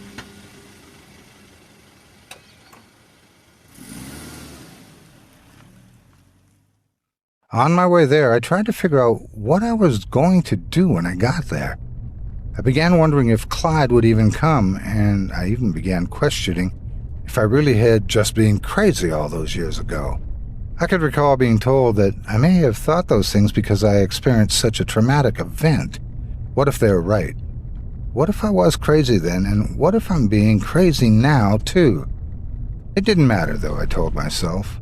The only thing that mattered was that I got there as quickly as I possibly could, and did whatever I could do to make sure Kevin and his girlfriend were safe. Speeding over the hills, I counted them as I drew closer and closer to the bridge. It had been years since I traveled down this way, but I remembered every hill, every mailbox, everything. Cresting the final hill, all of my nightmares abruptly came terrifying reality. There was the old bridge, and there was Kevin, and pulling up beside him in the center of the road was the same old, beat-up truck I had seen when I was a child. I must have been driving 100 miles per hour as I approached that bridge. Just before I reached it, I slammed on the brakes close to where Kevin and his girlfriend were standing on the side. The truck was only 5 or 6 feet away. I reached beneath my car seat to grab the baseball bat I stashed there for protection and jumped out of my car. Just as I rose to my feet on the road, Clyde stepped out of his truck too. I ran up toward them as fast as I could with my eyes locked on Clyde, who was now making his way around the front of his truck. I was yelling at Kevin and his girlfriend to run, but they just stood there in that state of frozen fear paralysis I remembered so well. Clyde and I both reached them at the same time. "Get away from him!" I shouted as I extended the bat behind my back, preparing to swing. "I'm warning you, Clyde, get back!" Clyde just looked at me, though, and grinned wide from ear to ear. When he did, some of the old wounds on his face began to tear open, and a little blood oozed out of them. His attention was on me now. He stepped right in front of me and threw his arms out wide, inviting my challenge. I saw the burn scars covering them, and his motion blew a breeze with the scent of rotting flesh into my face. It was all I could do not to vomit. I wasn't afraid, though. I let out a loud roar and swung the bat at him with every single muscle I ever knew I had. Instead of connecting with him, though, the bat flew right through his body. It felt like I was swinging through heavy fog. The energy from swinging so hard and connecting with nothing caused me to fall forward towards him. Instead of actually falling into him, though, I fell right through his body and crashed up against the side of his truck. When I hit the truck, it took me a moment to come to.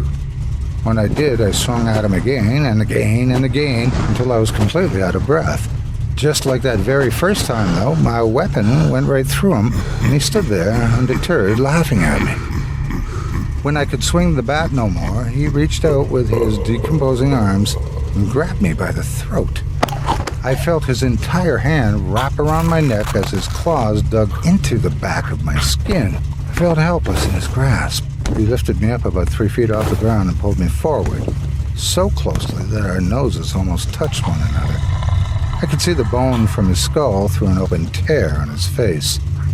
I noticed something moving inside the gashes, as if maggots were actively feeding on his flesh.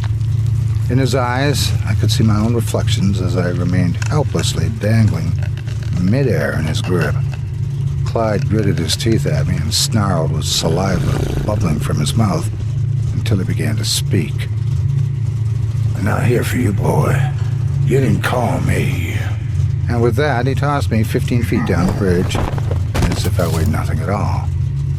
My brother and his girlfriend suddenly found their voices again and began to scream. Clyde reached out towards my brother and lifted him above his head, just like he had done to Cindy all those years ago. He slammed him down into the truck, and instantly Kevin was silenced. Just then, I remembered the gun that was now poking into my back as I lay on the ground on top of it. I staggered to my feet, still hurting badly from the fall, and pointed that pistol at Clyde. "I'm going to send you back to hell where you belong, Clyde Manning, if I have to drag you down there myself. Do you hear me? Look at me, Clyde. I'm going to kill you, I promise." Clyde just laughed. I could do nothing at all to him, and he knew it. I shouted at him as loudly and as vehemently as I could, but he just ignored me. He passed by Kevin's girlfriend and started making his way back to the driver's door. Before he could get in, though, I emptied the entire clip into him. Yelling and screaming, I watched as every single bullet passed right through him, just as the bat had a moment ago. It was futile. It did nothing. Before I could even try to understand how this was all possible, he was back behind the wheel of his truck, which then took off down the road. It was over. It was gone again, and now, so was my brother.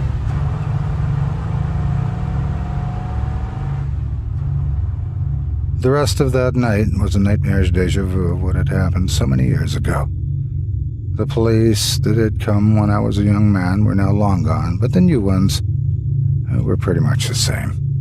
They interviewed us both, Kevin's girlfriend and I. They took our statements and, for the most part, didn't believe a word we said.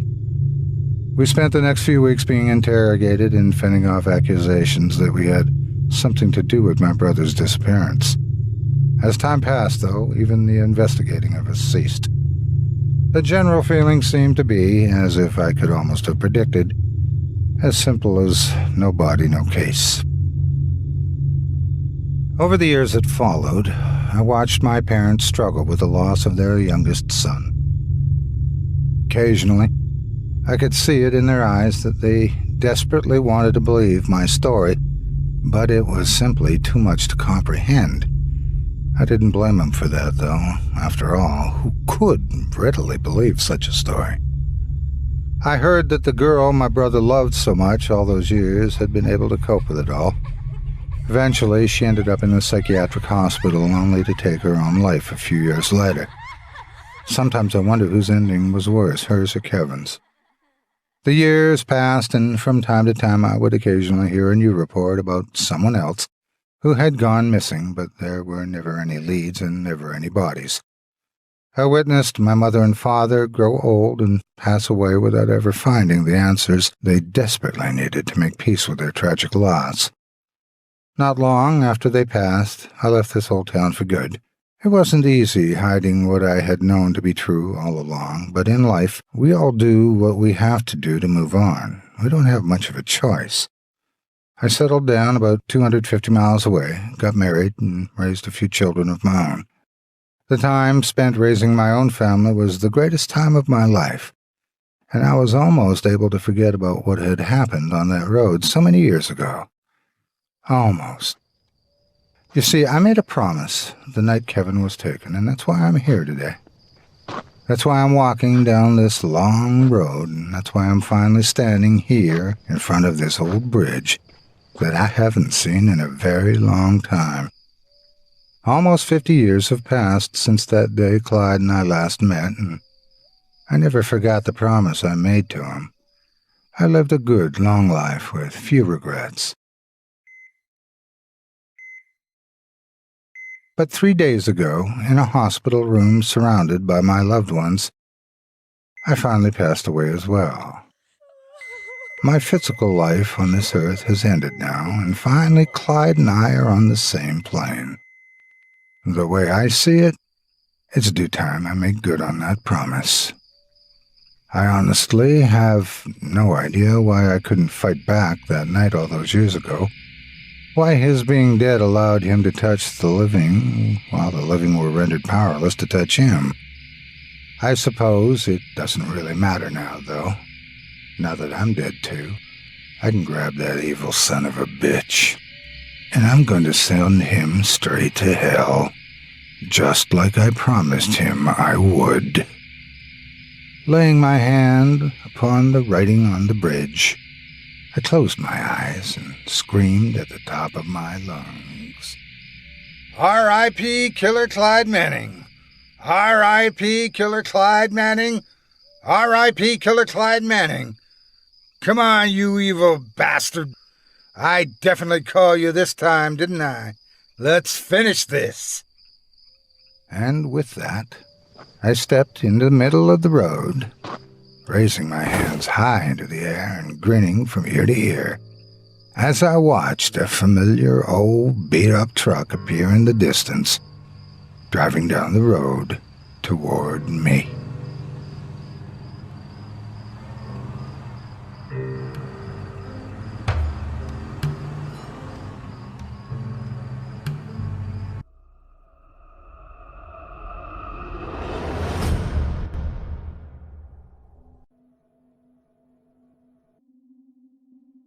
Please help.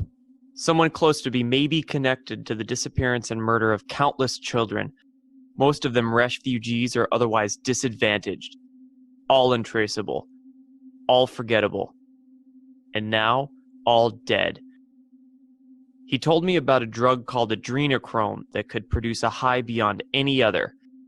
And unlike those other drugs, there are no ill effects. Quite the contrary, there are substantial benefits from consuming it. Greater health, increased vivacity, and a host of other, smaller effects. Combine those with an intense sense of euphoria and you have a substantial demand. The issue is this. It is a derivative of the chemicals produced by the human body when it is under intense, immeasurable fear. My former friend, who confessed his involvement during a fleeting crisis of conscience, insisted this was true and cited a number of dubious-looking studies and fake news sites. But then there were the photos. He didn't allow me to make copies for fear of implicating himself personally, but he'd been to a farm, he called it, in one of the Baltic states. There were photos of countless people, all seemingly under the age of 15. They were naked and chained to tables and walls and floors in a windowless room the size of a football stadium. I couldn't estimate how many there were. As he scrolled through the photographs, and I debated killing him, I saw masked men hovering over the victims and torturing them. As they were being tortured, their blood was being drained into containers. Other photos showed the production facilities. Enormous rooms that looked like chemistry labs where the blood was filtered and the compounds were extracted. The worst, though, were the mass graves. Men stood around them and laughed as they unloaded truckloads of carcasses into pits. They used pitchforks to gather up anyone who had been left behind. I asked him why he was allowed to take these pictures. He said no one would believe it was happening, and he's been right. Rumors about facilities like this have been around for decades. Journalists have tried to report on it, only to be laughed out of their editors' offices. One journalist, a Swede, came the closest to bringing it into the mainstream. He died, along with his family, in a hideous house fire.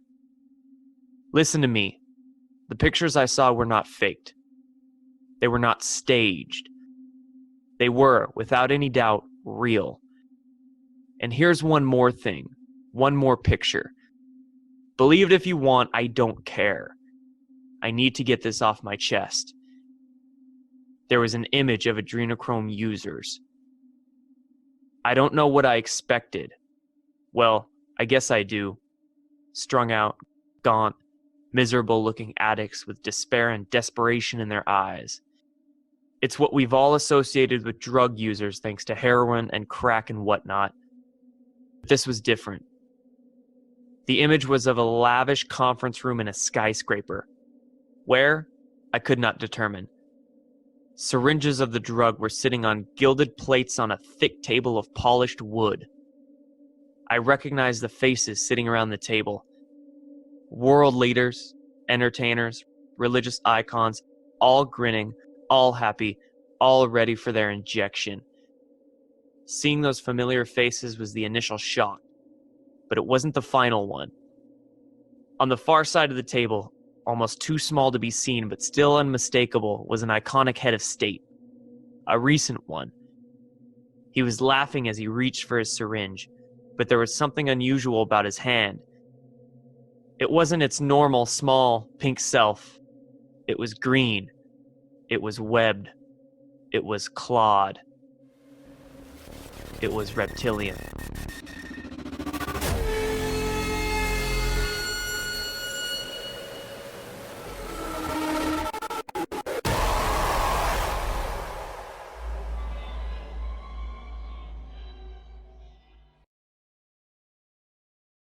The children were always called Blue Eyes and the Turkey, and they came by their names in this manner.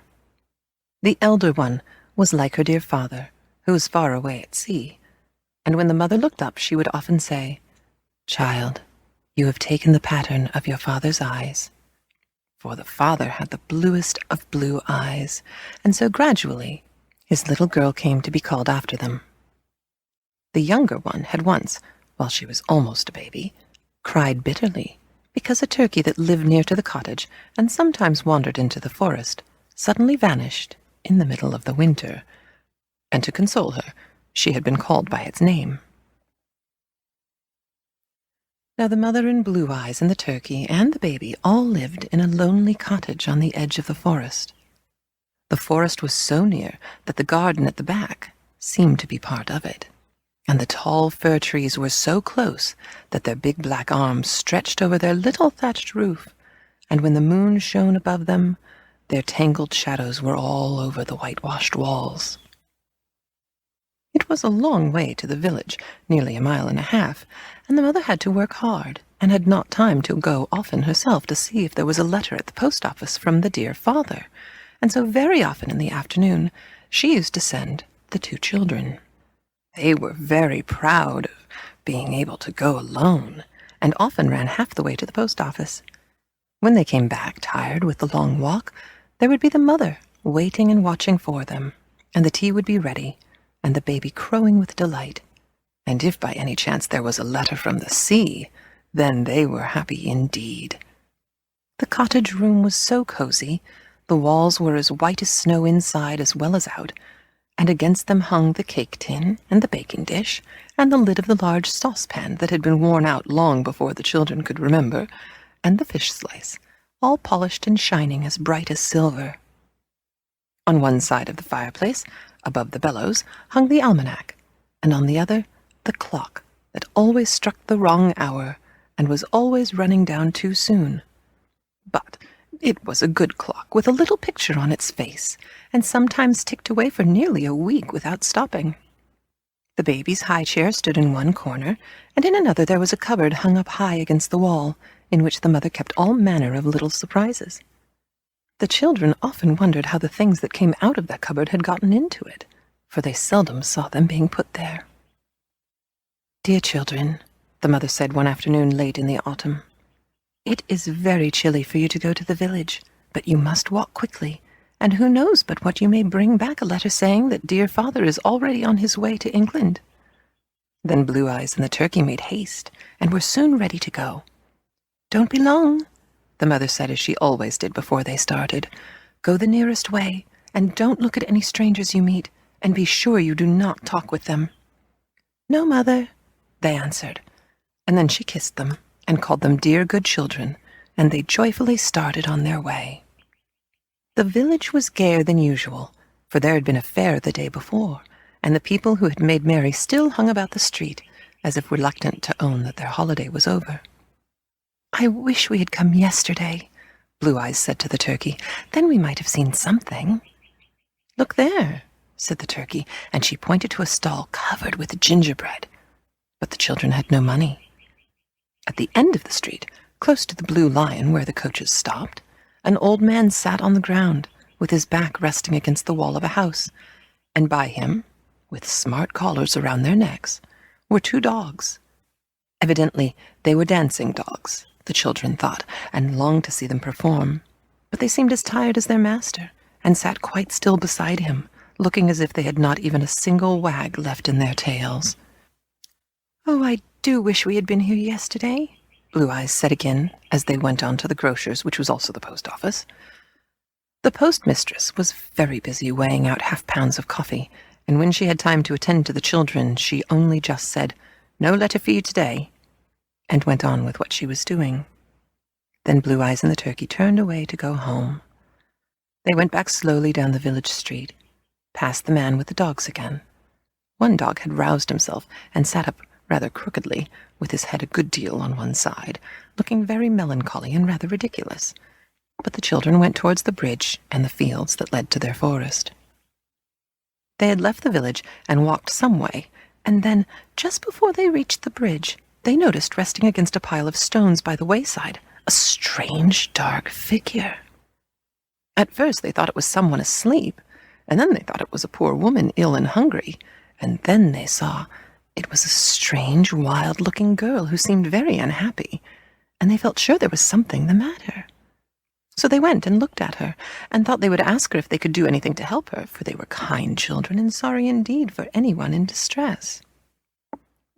The girl seemed to be tall, and was about 15 years old. She was dressed in very ragged clothes. Around her shoulders there was an old brown shawl, which was torn at the corner, and that hung down in the middle of her back. She wore no bonnet, and an old yellow handkerchief, which she had tied around her head, had fallen backwards and was huddled up around her neck. Her hair was coal-black and hung down uncombed and unfastened, just anyhow. It was not very long, but it was very shiny, and it seemed to match her bright black eyes and dark freckled skin. On her feet were coarse grey stockings and thick shabby boots, which she had evidently forgotten to lace up. She had something hidden away under her shawl, but the children did not know what it was. At first they thought it was a baby, but when, on seeing them coming towards her, she carefully put it under her and sat upon it, they thought they must be mistaken. She sat watching the children approach, and did not move or stir till they were within a yard of her, and then she wiped her eyes, just as if she had been crying bitterly, and looked up. The children stood still in front of her for a moment, staring at her and wondering what they ought to do. "Are you crying?" they asked shyly. To their surprise, she said in a most cheerful voice, "Oh dear no, quite the contrary. Are you?" They thought it rather rude of her to reply this way, for anyone could see that they were not crying. They felt half in a mind to walk away, but the girl looked at them so hard with her big black eyes, they did not like to do so till they had said something else. "Perhaps you have lost yourself?" they said gently. But the girl answered promptly, "Certainly not. Why, you've just found me. Besides," she added, "I live in the village." The children were surprised at this, for they had never seen her before, and they thought they knew all the village folk by sight. "We often go to the village," they said, thinking it might interest her. "Indeed," she answered. That was all, and again they wondered what to do. Then the turkey, who had an inquiring mind, put a good straightforward question. "What are you sitting on?" she asked. "On a pear drum," the girl answered, still speaking in a most cheerful voice, at which the children wondered, for she looked quite cold and uncomfortable. "What's a pear drum?" they asked. "I'm surprised at your not knowing," the girl answered. "Most people in good society have one." And then she pulled it out and showed it to them. It was a curious instrument, a good deal like a guitar in shape. It had 3 strings, but only 2 pegs by which to tune them. The 3rd string was never tuned at all, and thus added to the singular effect produced by the village girl's music. And yet, oddly, the pear drum was not played by touching its strings, but by turning a little handle cunningly hidden to one side. But the strange thing about the pear drum was not the music it made, or the strings or the handle, but a little square box attached to one side. The box had a little flat lid that appeared to open by a spring. That was all the children could make out at first. They were most anxious to see inside the box, or to know what it contained, but they thought it might look curious to say so. "It really is a most beautiful thing, is a pear drum," the girl said, looking at it, and speaking in a voice that was almost affectionate. "Where did you get it?" the children asked. "I bought it," the girl answered. "Didn't it cost a great deal of money?" they asked. "Yes," answered the girl, slowly nodding her head. "It cost a great deal of money. I am very rich," she added. And this the children thought a really remarkable statement, for they had not supposed that rich people dressed in old clothes, or went around without bonnets. She might at least have done her hair, they thought, but they did not like to say so. "You don't look rich," they said slowly and in as polite a voice as possible. "Perhaps not," the girl answered cheerfully. At this the children gathered courage and ventured to remark, "You look rather shabby." They did not like to say ragged. "Indeed?"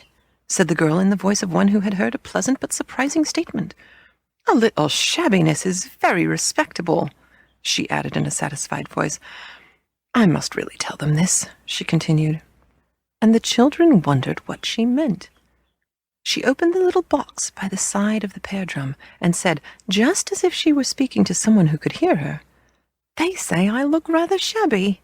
It is quite lucky, isn't it? Why, you're speaking to no one, they said, more surprised than ever.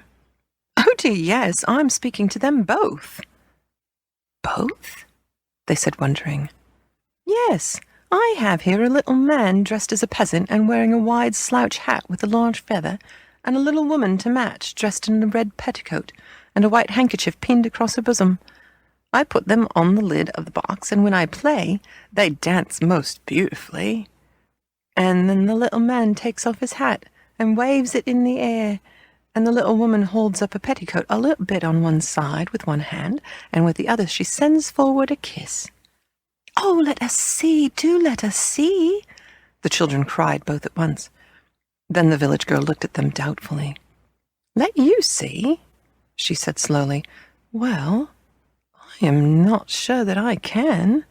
Tell me, are you good? Yes, yes, they answered eagerly.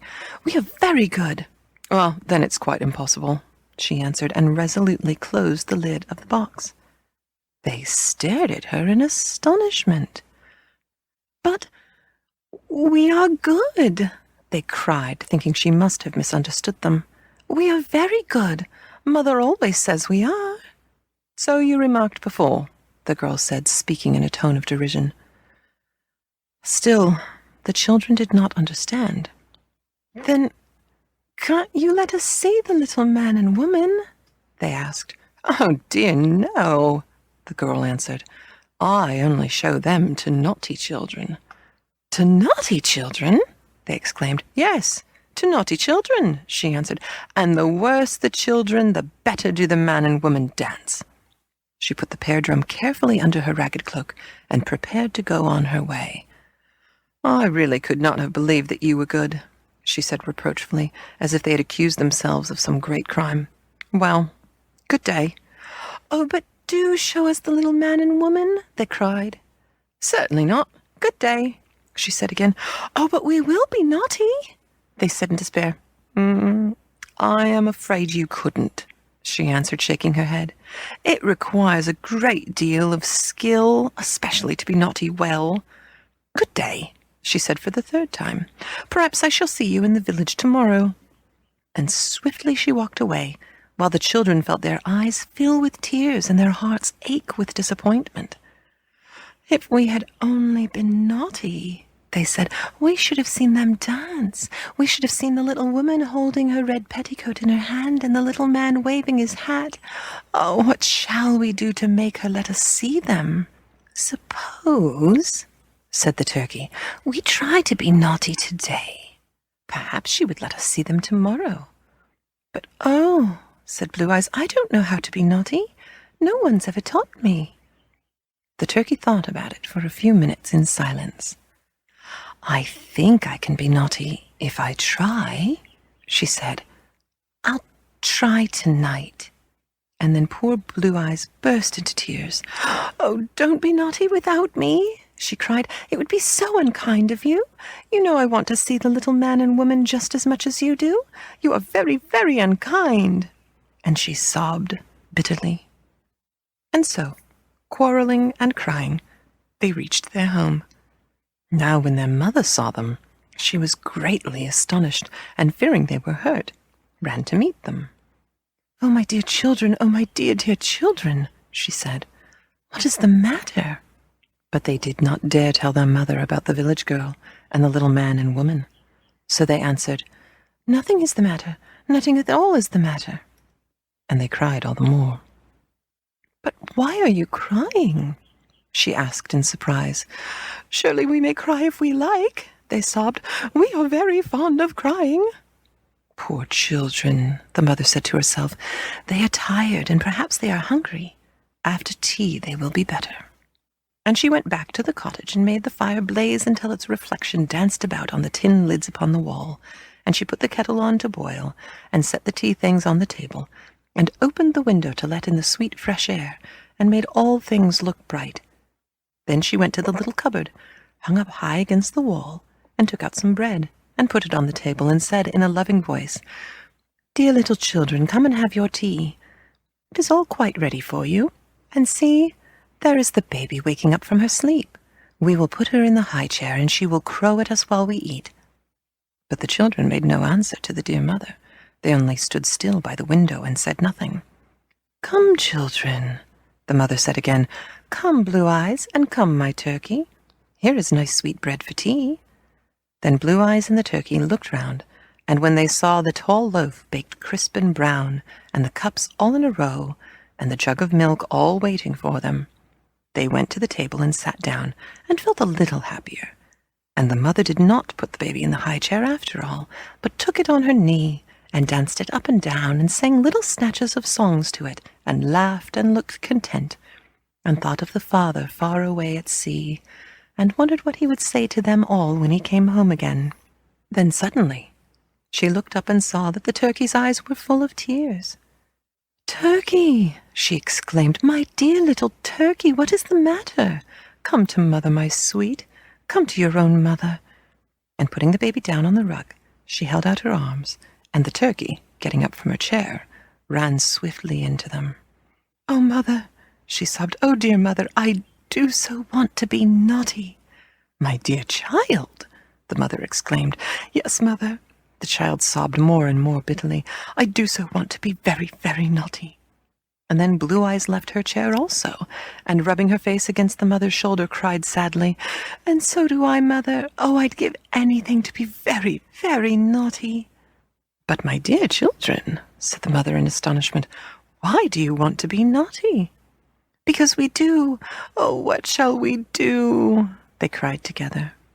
"I should be very angry if you were naughty." "But you could not be, for you love me," the mother answered.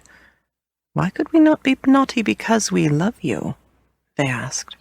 "Because you would make me very unhappy, and if you loved me, you couldn't make me unhappy." "Why couldn't we?" they asked. Then the mother thought a while before she answered. And when she did so, they hardly understood, perhaps because she seemed to be speaking rather to herself than to them. "Because if one loves well," she said gently, "one's love is stronger than all bad feelings in one, and conquers them. And this is the test whether love be real or false. Unkindness and wickedness have no power over it." "We don't know what you mean," they cried, "and we do love you, but we want to be naughty." "Then I should know that you did not love me," the mother said. "And what should you do?" asked Blue Eyes. I cannot tell. I should try to make you better." "But if you couldn't, if we were very, very naughty and wouldn't be good, what then?" "Then," said the mother sadly, and while she spoke her eyes filled with tears, and a sob almost choked her. "Then," she said, "I should have to go away and leave you, and to send home a new mother with glass eyes and a wooden tail." "You couldn't!" they cried. "Yes, I could," she answered in a low voice, "but it would make me very unhappy, and I will never do it unless you are very, very naughty, and I am obliged." "We won't be naughty," they cried. "We will be good. We should hate a new mother, and she shall never come here." And they clung to their own mother and kissed her fondly. But when they went to bed, they sobbed bitterly, for they remembered the little man and woman, and longed more than ever to see them. But how could they bear to let their own mother go away, and a new one take her place? Part 2. "Good day," said the village girl when she saw Blue Eyes and the turkey approach. She was again sitting by the heap of stones, and under her shawl the pear drum was hidden. She looked just as if she had not moved since the day before. "Good day," she said in the same cheerful voice in which she had spoken yesterday. "The weather really is charming." "Are the little man and woman there?" the children asked, taking no notice of her remark. "Yes, thank you for inquiring after them," the girl answered, They are both here and quite well. The little man is learning how to rattle the money in his pocket, and the little woman has heard a secret. She tells it when she dances. Oh, do let us see, they entreated. Quite impossible, I assure you, the girl answered promptly. You see, you are good. Oh, said Blue Eyes sadly, but Mother says if we are naughty she will go away and send home a new mother with glass eyes and a wooden tail. Indeed, said the girl, still speaking in the same unconcerned voice. That is what they all say. What do you mean? Asked the turkey. They all threaten that kind of thing. Of course, there really are no mothers with glass eyes and wooden tails. They would be much too expensive to make. And the common sense of this remark with the children, especially the turkey, saw at once, but they merely said, half crying, We think you might let us see the little man and woman dance. The kind of thing you would think, remarked the village girl. But will you if we're naughty? They asked in despair. I fear you could not be naughty. That is, really, even if you tried, she said scornfully. Oh, but we will try. We will indeed, they cried, so do show them to us. Certainly not beforehand, answered the girl, getting up and preparing to walk away. But if we are very naughty tonight, will you let us see them tomorrow? Questions asked today are always best answered tomorrow, the girl said, and turned around as if to walk on. Good day, she said blithely. I must really go and play a little to myself. Good day, she repeated, and then suddenly she began to sing. Oh, sweet and fair's the ladybird, and so's the bumblebee, but I myself has long preferred the gentle chimpanzee. I beg your pardon, she said, stopping and looking over her shoulder. It's very rude to sing without leave before company. I won't do it again. Oh, do go on, the children said. I'm going, she said, and walked away. No, we meant go on singing, they explained, and do let us just hear you play, they entreated, remembering that as yet they had not heard a single sound from the pear drum. Quite impossible, she called out as she went along. You are good, as I remarked before. The pleasure of goodness centers in itself. The pleasures of naughtiness are many and varied. Good day, she shouted, for she was almost out of hearing. For a few minutes the children stood still looking after her, and then they broke down and cried. She might have let us see them, they sobbed. The turkey was the first to wipe away her tears. Let us go home and be very naughty, she said. Then perhaps she will let us see them tomorrow. But what shall we do? Asked Blue Eyes, looking up. Then together, all the way home, they planned how to begin being naughty. And that afternoon the dear mother was sorely distressed, for instead of sitting at their tea as usual, with smiling happy faces, and then helping her to clear away and doing all she told them, they broke their mugs and threw their bread and butter on the floor. And when their mother told them to do one thing, they carefully went and did another. And as for helping her to put away, they left her to do it all by herself, and only stamped their feet with rage when she told them to go upstairs until they were good. We won't be good, they cried. We hate being good, and we always mean to be naughty. We like being naughty very much. Do you remember what I told you I should do if you were very, very naughty? Their mother asked sadly. Yes, we know, but it isn't true, they cried. There is no mother with a wooden tail and glass eyes, and if there were, we should just stick pins into her and send her away. But there is none. Then the mother became really angry at last and sent them off to bed. But instead of crying and being sorry at her anger, they laughed for joy, and when they were in bed they sat up and sang merry songs at the top of their voices. The next morning, quite early, without asking leave from the mother, the children got up and ran off as fast as they could over the fields, towards the bridge, to look for the village girl. She was sitting as usual by the heap of stones, with the pear drum under her shawl. Now please show us the little man and woman, they cried, and let us hear the pear drum. We were very naughty last night. But the girl kept the pear drum carefully hidden. We were very naughty, the children cried again. Indeed, she said in precisely the same tone in which she had spoken yesterday. But we were, they repeated, we were indeed. So you say, she answered. You were not half naughty enough. We were sent to bed. Just so, said the girl, putting the other corner of the shawl over her pear drum. If you had been really naughty, you wouldn't have gone. But you can't help it, you see. As I remarked before, it requires a great deal of skill to be naughty well. But we broke our mugs. We threw our bread and butter onto the floor. We did everything we could to be tiresome. Mere trifles, answered the village girl scornfully. Did you throw cold water on the fire? Did you break the clock? Did you pull all the tins down from the walls and throw them on the floor?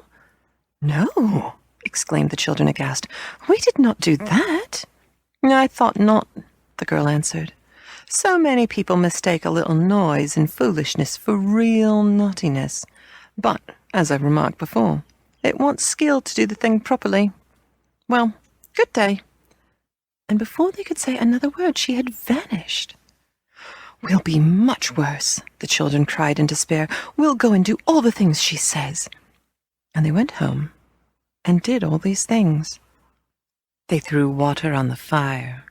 They pulled down the baking dish and the cake tin, the fish slice and the lid of the saucepan that had never seen, and they banged them on the floor. They broke the clock and danced upon the butter. They turned everything upside down, and then they sat still and wondered if they were naughty enough. And when the mother saw all that they had done, she did not scold them as she had the day before or send them to bed, but she just broke down and cried. And then she looked at the children and said sadly, Unless you are good tomorrow, my poor Blue Eyes and Turkey, I shall indeed have to go away and come back no more, and the new mother I told you of will come to you. They did not believe her, yet their hearts ached when they saw how unhappy she looked, and they thought within themselves that when they once had seen the little man and woman dance, they would be good to the dear mother forever afterwards.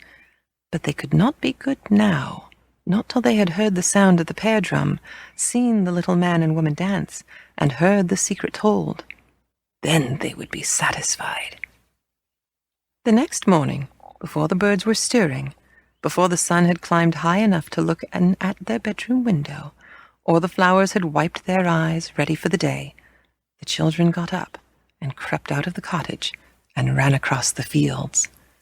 They did not think the village girl would be up so very early, but their hearts had ached so much at the sight of their mother's sad face that they had not been able to sleep, and they longed to know if they had been naughty enough, and if they might just once hear the pear drum and see the little man and woman, and then go home to be good forever.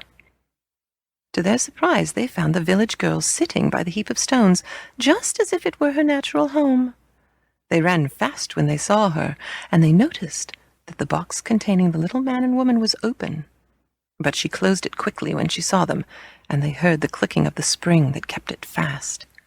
"We have been very naughty," they cried. "We have done all the things you told us. Now will you show us the little man and woman?" The girl looked at them curiously, then drew the yellow silk handkerchief she sometimes wore around her head out of her pocket, and began to smooth out the creases in it with her hands. "You really seem quite excited," she said in her usual voice. "You should be calm.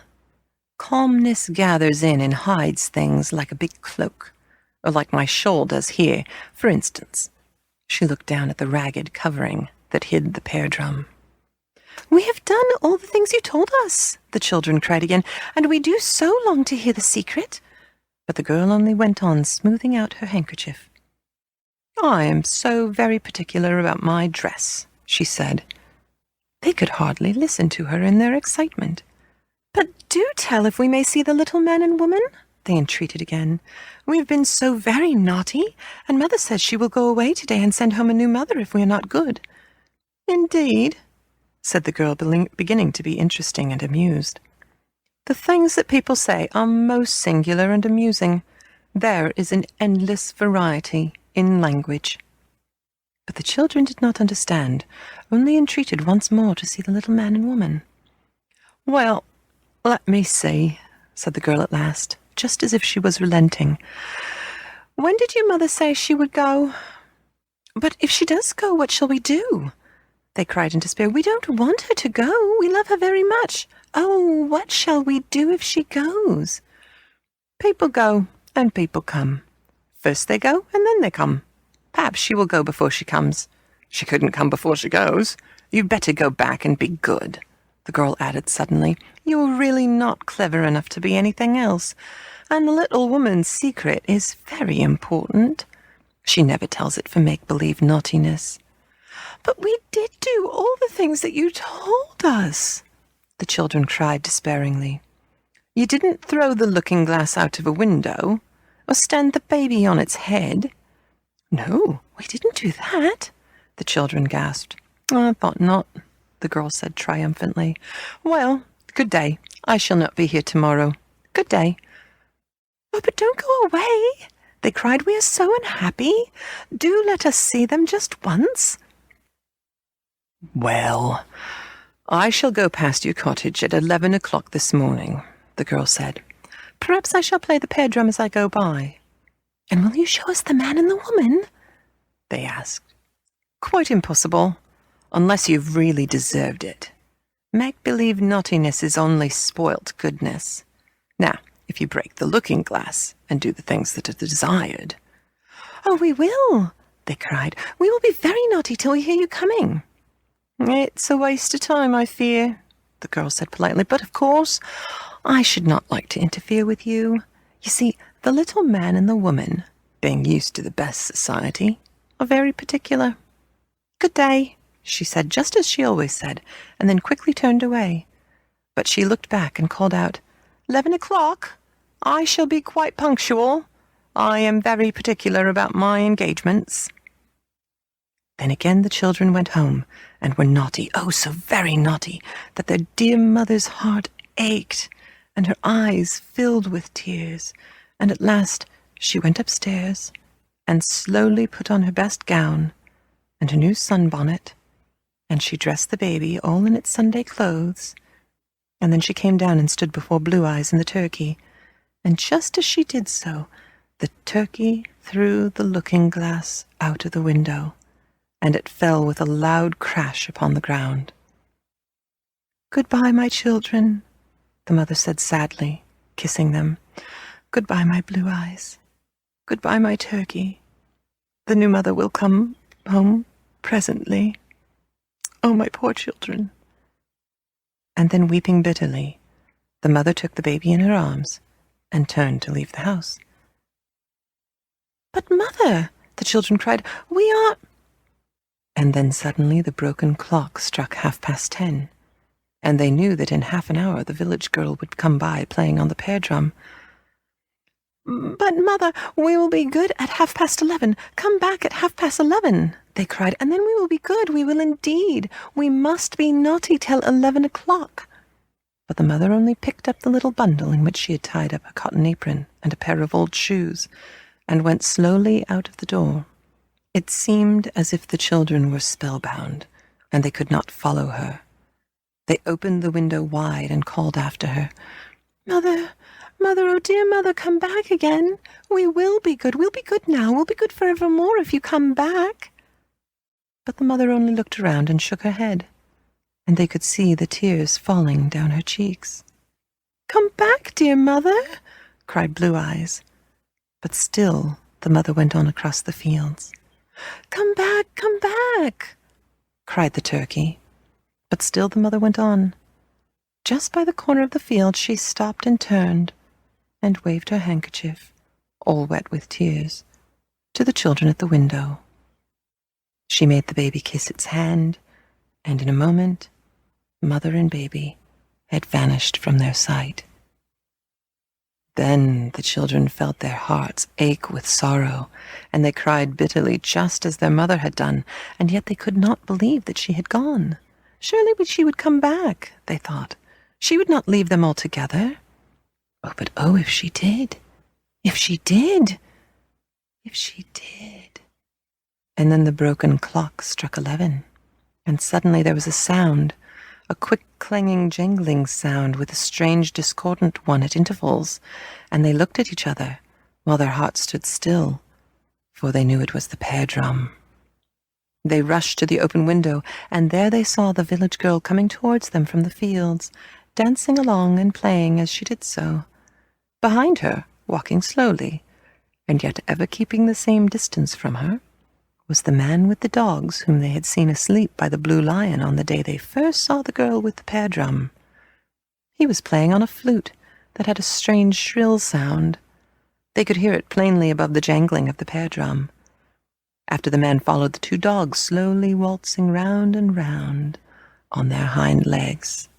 "We have done all you told us," the children called when they had recovered from their astonishment. "Come and see, and now show us the little man and woman."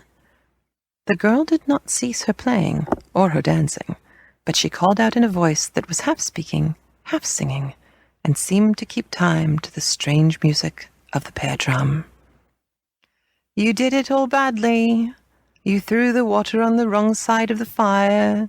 The tin things were not quite in the middle of the room. The clock was not broken enough.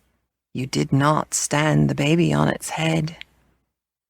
Then the children, still standing spellbound by the window, cried out entreating and wringing their hands. "Oh, but we've done everything you told us, and Mother has gone away. Show us the little man and woman now, and let us hear the secret." As they said this, the girl was just in front of the cottage, but she did not stop playing.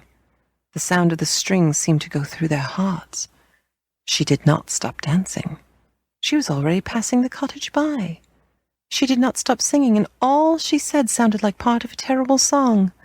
And still the man followed her, always at the same distance, playing shrilly on his flute, and still the two dogs waltzed round and round after him, their tails motionless, their legs straight, their collars clear and white and stiff.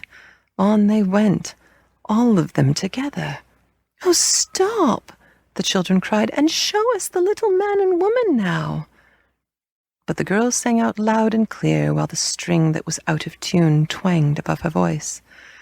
"The little man and woman are far away. See, their box is empty." And then, for the first time, the children saw that the lid of the box was raised and hanging back, and that no little man and woman were in it. "I am going to my own land," the girl sang, "to the land where I was born." And she went on towards the long straight road that led to the city many, many miles away. "But our mother is gone!" the children cried. "Our dear mother, will she ever be back?" "No," sang the girl. "She'll never come back. She'll never come back. I saw her by the bridge. She took a boat upon the river. She's sailing to the sea. She will meet your father once again, and they will go sailing on to the countries far away." And when they heard this, the children cried out, but could say no more, for their hearts seemed to be breaking. Then the girl, her voice getting fainter and fainter in the distance, called out once more to them, but for the dread that sharpened their ears, they would hardly have heard her, so far away was she, and so discordant was the music. "Your new mother is coming. She's already on her way, but she only walks slowly, for her tail is rather long, and her spectacles are left behind. But she is coming. She is coming. Coming. Coming." The last word died away. It was the last one they ever heard of the village girl utter. On she went, dancing on, and on followed the man. They could see that he was still playing, but they could no longer hear the sound of his flute. And on went the dogs, round and round and round. On they all went, farther and farther away, till they were separate things no more, till they were just a confused mass of faded color, till they were a dark, misty object that nothing could define, till they had vanished altogether, and forever. Then the children turned and looked at each other and at the little cottage home that only a week before had been so bright and happy, so cozy and so spotless. The fire was out and the water was still among the cinders. The baking dish and cake tin and fish slice and saucepan lid, which their dear mother used to spend so much time in rubbing, were all pulled down from the nails on which they had hung for so long, and were lying on the floor.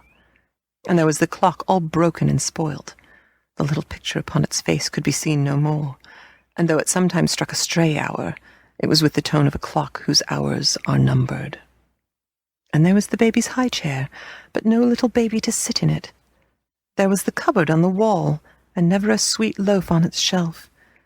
And there were the broken mugs, and the bits of bread tossed about, and the greasy boards which the mother had knelt down to scrub until they were white as snow. In the midst of all stood the children, looking at the wreck they had made, their hearts aching, their eyes blinded with tears, and their poor little hands clasped together in misery.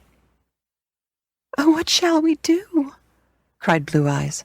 "I wish we had never seen the village girl and the nasty, nasty pear drum." "Surely Mother will come back," sobbed the turkey. "I am sure we shall die if she doesn't come back." "I don't know what we shall do if the new mother comes," cried Blue Eyes. "I shall never, never like any other mother. I don't know what she will do if that dreadful mother comes." "We won't let her in," said the turkey. "But perhaps she'll walk in," sobbed Blue Eyes. Then Turkey stopped crying for a minute to think what should be done. "We will bolt the door," she said, "and shut the window, and we won't take any notice when she knocks." So they bolted the door, and they shut the window and fastened it, and then, in spite of all they had said, they felt naughty again, and longed after to see the little man and woman they had never seen, far more than after the mother who had loved them all their lives. But then they did not really believe that their own mother would not come back, or that any new mother would be taking her place. When it was dinner time, they were very hungry, but they could only find some stale bread, and they had to be content with it. "Oh, I wish we had the little woman's secret," cried the turkey. "I wouldn't have cared then." All through the afternoon they sat, watching and listening for fear of the new mother, but they saw and heard nothing of her, and gradually they became less and less afraid lest she should come. Then they thought that perhaps when it was dark, their own dear mother would come home, and perhaps if they asked her to forgive them, she would. And then Blue Eyes thought that if their mother did come, she would be very cold, so they crept out at the back door and gathered in some wood, and at last, for the grate was wet, and it was a great deal of trouble to manage it, they made a fire. When they saw the bright fire burning, and the little flames leaping and playing among the wood and the coal, they began to be happy again, and to feel certain that their own mother would return, and the sight of the pleasant fire reminded them of all the times she had waited for them to come home from the post office, and how she had welcomed them and comforted them and given them nice warm tea and sweetbread and talked to them. Oh, how sorry they were that they had been naughty, and all for that nasty village girl. They did not care a bit about the little man and woman now, or want to hear the secret. They fetched a pail of water and washed the floor. They found some rags and rubbed the tins till they looked bright again, and putting a footstool on a chair, they got up on it, very carefully, and hung up the things in their places. And then they picked up the broken mugs, and made the room as neat as they could, till it looked more and more as if the dear mother's hands had been busy about it. They felt more and more certain she would return, she and the dear little baby together, and they thought they would set the tea things for her, just as she had so often set them for her naughty children. They took down the tea tray and got out the cups and put the kettle on the fire to boil, and made everything look as homelike as they could. There was no sweet loaf to put on the table, but perhaps the mother would bring something from the village, they thought. At last, when all was ready, and Blue Eyes and the turkey had washed their faces and their hands, and they sat and waited, for of course they did not believe what the village girl had said about their mother sailing away. Suddenly, while they were sitting by the fire, they heard a sound as of something heavy being dragged along the ground outside, and then there was a loud and terrible knocking at the door. The children felt their hearts stand still. They knew it could not be their own mother, for she would have turned the handle and tried to come in without any knocking at all. "Oh, Turkey," whispered Blue Eyes, "if it should be the new mother, what shall we do?" "We won't let her in," whispered the turkey, for she was afraid to speak aloud. And again there came a long and loud and terrible knocking at the door. "What shall we do? Oh, what shall we do?" cried the children in despair. "Oh, go away!" They called out. "Go away! We won't let you in! We will never be naughty any more! Go away! Go away!" But again there came a loud and a terrible knocking. "She'll break the door if she knocks so hard," cried Blue Eyes. "Go and put your back to it," whispered the turkey, "and I'll peep out of the window and try to see if it really is the new mother." So in fear and trembling, Blue Eyes put her back against the door, and the turkey went to the window, and pressing her face against one side of the frame, peeped out. She could just see a black satin poke bonnet with a frill around the edge, and a long, bony arm carrying a black leather bag. From beneath the bonnet there flashed a strange, bright light, and Turkey's heart sank, and her cheeks turned pale, for she knew it was the flashing of 2 glass eyes. She crept up to Blue Eyes. "It is, it is, it is," she whispered, her voice shaking with fear. "It is the new mother. She has come and brought her luggage in a black leather bag that is hanging on her arm." "Oh, what shall we do?" wept Blue Eyes. And again there was a terrible knocking. "Come and put your back against the door, Turkey," cried Blue Eyes. "I am afraid it will break." So together they stood, with their 2 little backs against the door. There was a long pause. They thought, perhaps, the new mother had made up her mind that there was no one at home to let her in, and would go away. But presently the 2 children heard through the thin wooden door the new mother move a little, and then say to herself, "I must break open the door with my tail." For one terrible moment all was still, but in it the children could almost hear her lift up her tail, and then, with a fearful blow, the little painted door was cracked and splintered. With a shriek, the children darted from the spot and fled through the cottage and out the back door into the forest beyond. All night long they stayed in the darkness and the cold, and all the next day and the next, and all through the cold, dreary days and the long, dark nights that followed. They are still there, my children. All through the long weeks and months have they been there, with only green rushes for their pillows, and only the brown dead leaves to cover them, feeding on the wild strawberries in the summer, or on the nuts when they hang green, on the blackberries when they are no longer sour in the autumn, and in the winter on the little red berries that ripen in the snow. They wandered about among the tall firs, or beneath the great trees beyond. Sometimes they stay to rest beside the little pool near the copse where the ferns grow thickest. And they long and long with a longing that is greater than words can say, to see their own dear mother again, just once again, to tell her that they'll be good forevermore, just once again. And still the new mother stays in the little cottage, but the windows are closed and the doors are shut, and no one knows what the inside looks like. Now and then, when the darkness has fallen and the night is still, hand in hand, Blue Eyes and the turkey creep up near to the home in which they were once so happy, and with beating hearts they watch and listen. Sometimes a blinding flash comes through the window, and they know it is the light from the new mother's glass eye. Or they hear a strange muffled noise, and they know it is the sound of her wooden tail as she drags it along the floor. The end.